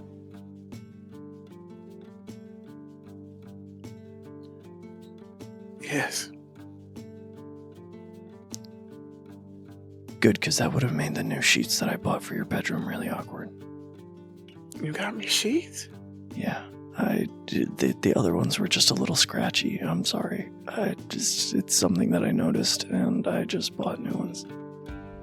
Are they at least Egyptian cotton? 603 account. Are you kidding me? I know what you like. How would you know what I like? Most people don't even know that.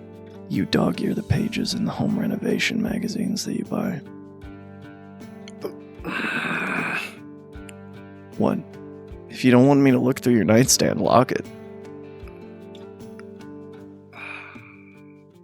Which, if you did, I wouldn't mind. Like, it's not like I would break the lock or anything. I respect your privacy, but like... You son of a bitch. Hey, also, I did buy that griddle that we talked about. Oh. Yeah, it should be here in like a week. Thanks. Graham. Yeah. James. That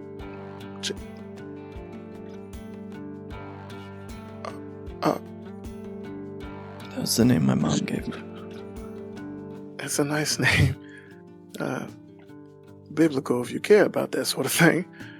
I think she did. I've never really looked into it.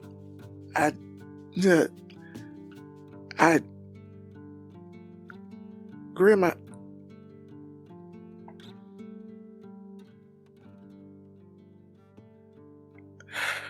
fuck it.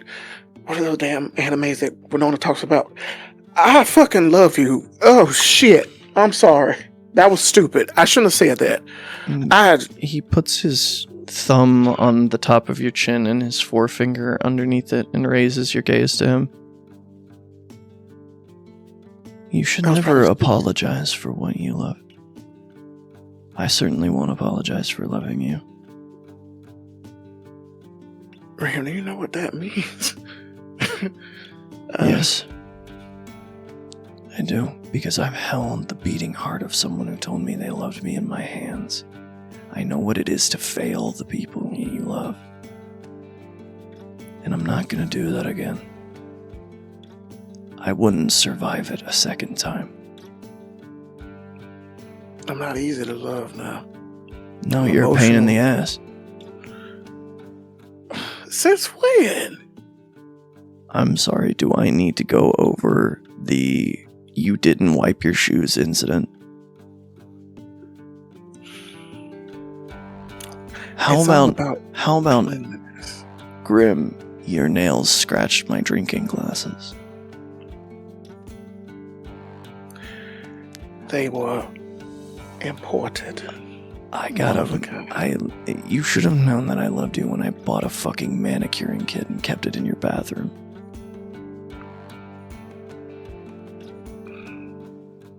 I love you, but you spend your time reading the sky and not reading the room. Fuck you, boy. Is that an invitation or a promise? It can be both. You've been gone for a week. And he grabs you by the wrist and begins to make quick speed back towards your house. Okay. Winona. Yeah. Excuse me, I'm just really happy the ship sailed. You're heading back to your cabin to take a shower, yeah? To take a shower. Or a bath, depending if I'm allowed to have a tub in this place, because oh my god. Yeah. If you wanted a tub, one of the old porcelain clawfoot tubs would have been easy enough to find up here.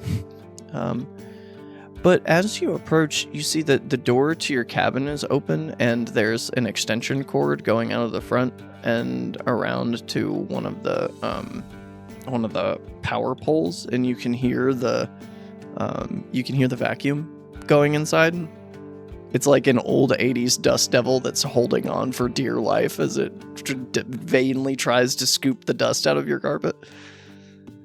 She knows it's not possible, but there is a fraction of a second knowing that she's being followed, knowing that she's being actively looked for, that she freezes and her hands start shaking and eyes wide looking at the door. But this is weird. This is not right. This is somebody cleaning up her place. Jack would never. So there's that little bit of comfort there. She still cautiously, though, mind you, enters her cabin. As you enter your cabin, you see that there are two people in here. You've never gotten the chance to really spend a lot of time with Aloysius Curie, or rather, smiles through the pain. but he is the leader of the Wind Strengthened pack, the Guardian pack of this cairn.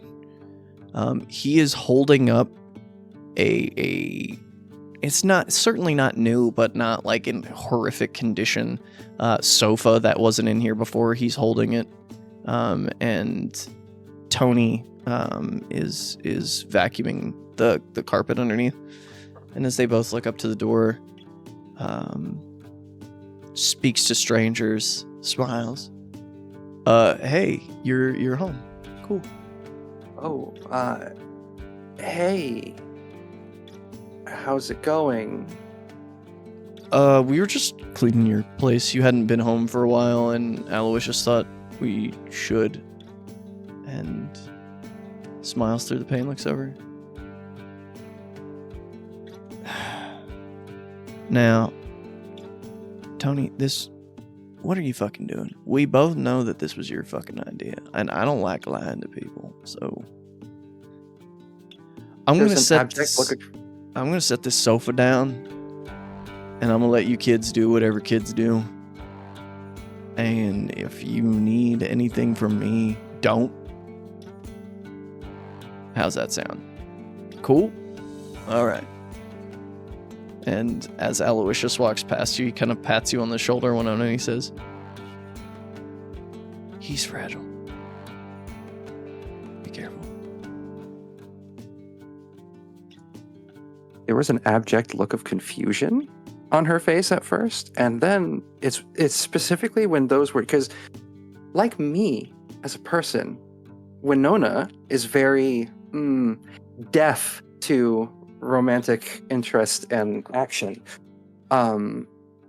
It's when she hears those words that look of confusion kind of melts away, and her face just turns beet red, and probably a little purple and blue too, considering the fact that she is still. Yeah, for sure. And as Aloysius leaves and Tony shuts off the Dust Devil, he looks up. Hey, so, I don't like leaving people's, places dirty and stuff. And I thought that, the other day before you left, maybe, we made, a connection or something. I don't know if, you and I were on the same page there. Or, maybe this is just me making some kind of excuse for me to make the first move. I don't know. Winona closes the door and locks it. Very cool. I see what you're doing there. Just so that we're clear, I wanted to come over here and see if maybe, you wanted to, drive into Charleston and, hit up the Dave and Buster's. There's also a really... I was running with Amanda the other week, and we ran, I think, past here, and I think I heard you talking about how you used to either bike or skateboard or something. Yeah, both actually. I definitely prefer cycling though. So there's this really sick bike shop that's called Spoke, in Elktown in Charleston. I bought a bike there, and I thought it would be really cool if we went there and we bought a bike for you, and then we could hit some of the trails that go through the city, and then out into Kanoa State forests. I need to be very clear. I am dealing with a lot of physical stuff. I can't do that for you if that's what you need, and if you need to get that from somebody else, totally get it. But I would like to go on several dates with you and maybe date you, if that is something that you would be interested in. Yeah, of course, whatever it is you need. I mean, yes. That's a really weird answer for somebody asking you out on a date. I understand that I have also kind of ambushed you with this. So maybe... I don't know how else to answer. I've never been approached like this in this manner. This is my first experience with this. Really? I've never... Word. So why don't we do this? Gone on dates? Why don't we do this? I will run into town and I will get dinner and a 12-pack, and we can push Dave and Buster's in the bike shop off until tomorrow, and we can just like watch a movie and have dinner. Sure. Yeah. I'd like that a lot. Cool. And like I said, you're in control of this environment. Like your house. We'll do everything on your terms. You know, we'll just kick it. We'll just have dinner, and it won't be fucking weird. I see where you're coming from with that, and don't worry so much with me. You can't be weird with me. Cool. Or I'm already weird enough. Yeah. Totally. Yeah. Great. Sick. Cool. Everything's great. I'm gonna go. Do you want to do like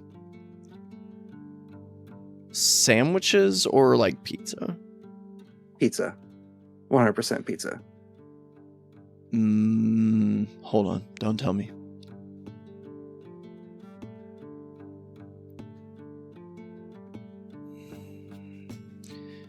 Three cheese or extra pepperoni.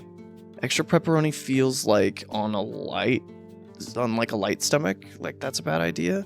But I feel like... Wait, no. This is throwing me off. Your favorite pizza is... Oh, I see it now. You're a margarita pizza girl. A little bit of both, actually. I like a margarita pizza with pepperoni on it. Nice. We love a modification. All right, sick. I never do things by the book. God, that must be so freeing. I feel like rules are a cage for me to live in, and I don't know. Some days I feel like I'm less of a warrior for Gaia and more of like a dog in a cage.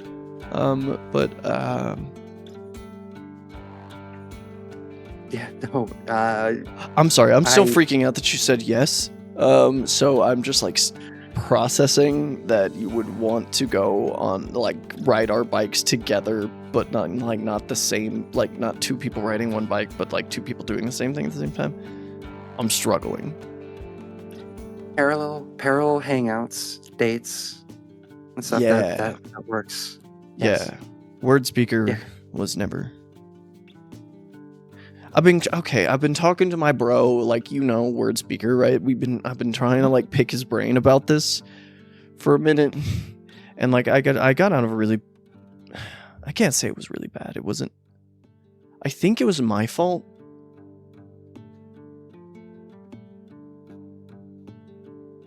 What do you mean? I was just in a really weird relationship for a lot of years. You know, runs to far places, right? Like my pack mate Amanda. I met them, right? Yeah, very briefly. So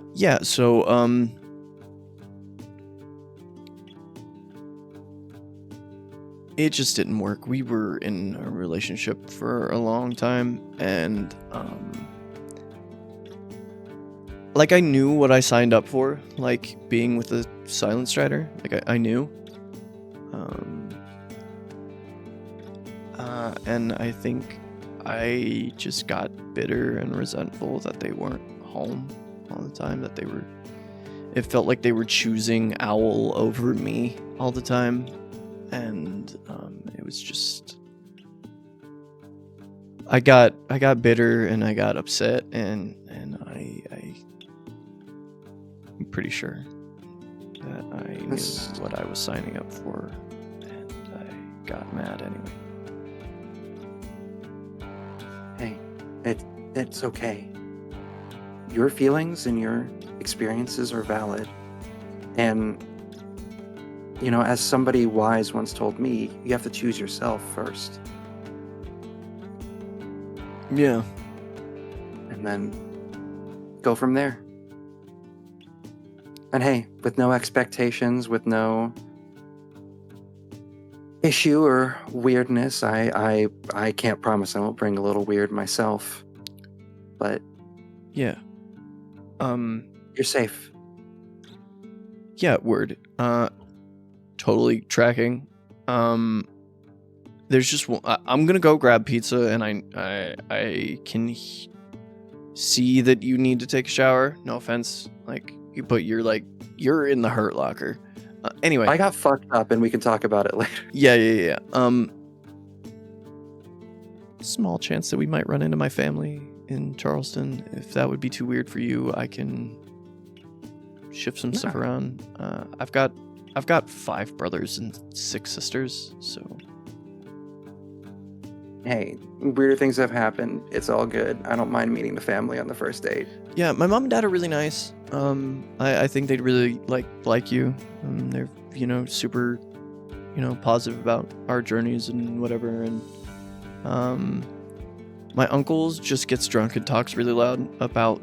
I don't know what Warhammer is and why there are 40,000 of them, but. Oh God, I know what Warhammer 40k is. Yeah. Yeah. Yeah. I had a few friends who were really into that. Got me a little bit into it. I like the painting aspects and the model building more than anything else. But wait, you get to paint in that? It's a game. What game do you get to paint in? Oh, you actually build models. If she's not stopped, she's gonna go on a tangent. She may have a hyperfixation on model building. I think as this scene fades out to what is going to be hours of them just talking about miniatures and why the fuck their uncle never told them that this was an integral part of the game that he just got drunk and yapped about all the time. We will transition the scene to Alayla and Chester. Oh my god, there's gonna be such whiplash. Right. Okay. I'm going to almost hurriedly. I don't think I've changed into. I haven't shifted back yet. I'll shift back to Hamid form now, just slightly, just kind of, and muttering underneath my breath, double checking some stuff. It's just okay. We have supplies, food, and Alayla will shift to Hamid form, and as he's muttering to himself, will just place a hand on his hand. We're gonna save them. We're gonna get them out. I know. It's probably easier if it's just the two of us. Less to travel, and I can make us silent. The gate would be no problem. I mean, either of us could break it down, and then we'll just steal away in the night. It'll be fine. Chester. I trust you. Yeah. I am not scared. And if it has to be just us two, then it is just us. When we run together.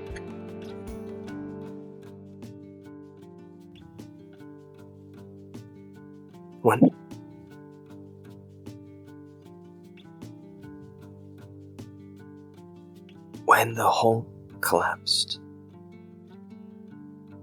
and I was left there, I didn't resent anybody. I was as calm as I could, tried to find a way out, because in my mind I saw your face. I had to get back. When I arrived on the other side and I saw the heart of the Wyrm, you saw what it did. You saw what it did to the old wolf. I imagined a glorious death. I don't know how much damage I could have done, but it was right there. Alayla was right there. But then I saw your face. And I knew I had to get back.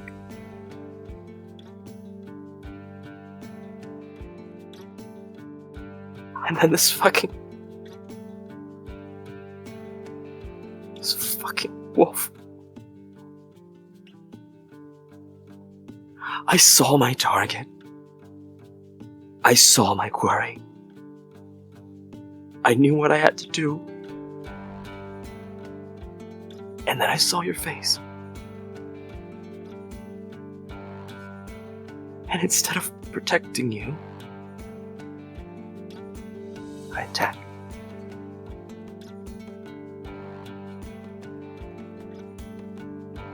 He is silent. She's silent for a long moment. She takes his hand and she puts it over her heart so he can feel her heart beating. And she says,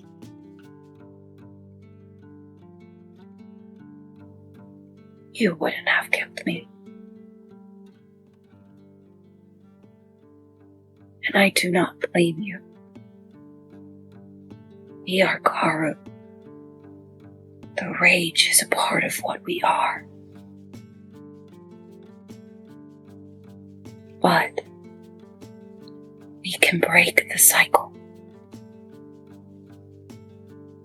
We can work past the rage. When you could have jumped and fought that glorious death, you didn't. You came back. And I will always bring you back. If you'll allow me." It's funny you say that. Lately, I don't know whether or not it's been the constant spirits. It's not. Or whether or not it's because I could hear all of that suffering all the time, but it's quiet in the Umbra. I like it there. I've had nights where I thought that it might not have been that bad to stay.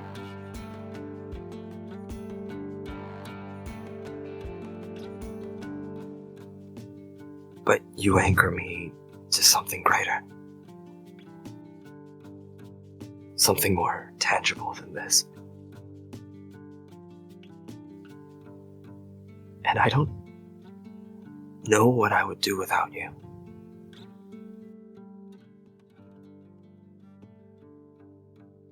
You don't have to be without. I don't want to be. Then stay.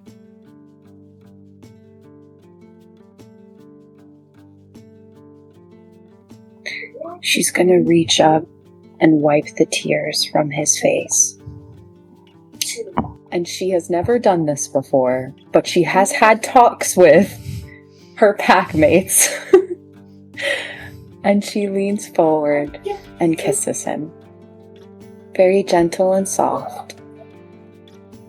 And then she puts her forehead to his forehead. When we run together.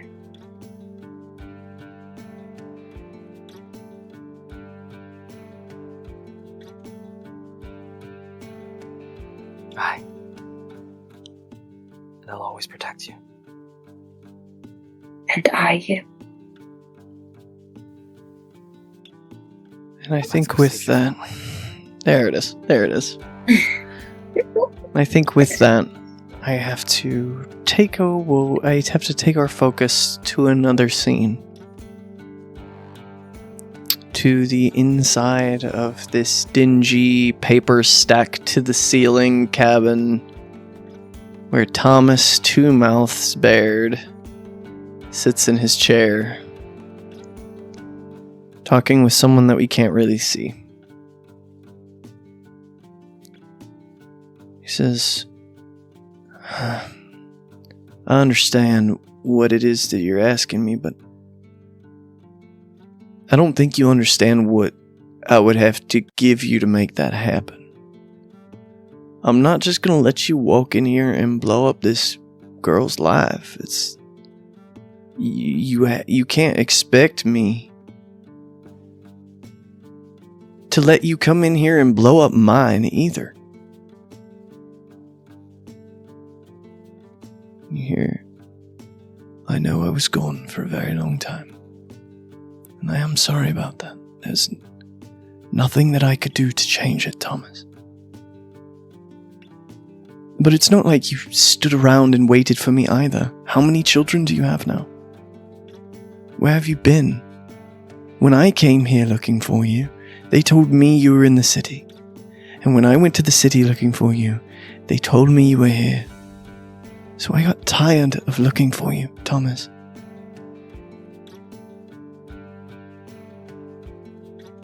But I'm not going to let you keep me from my daughter either. So make your choice and live with it. He says, we're not doing this, Stonefangs.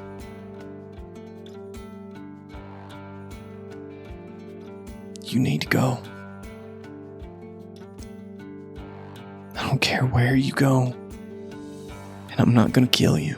Not this time. But you come back here with the stink of the Wyrm on you. And it's done.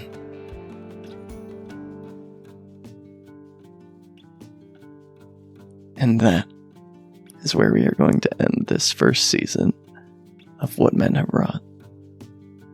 Thank you all so much for being here. And we'll see you next time.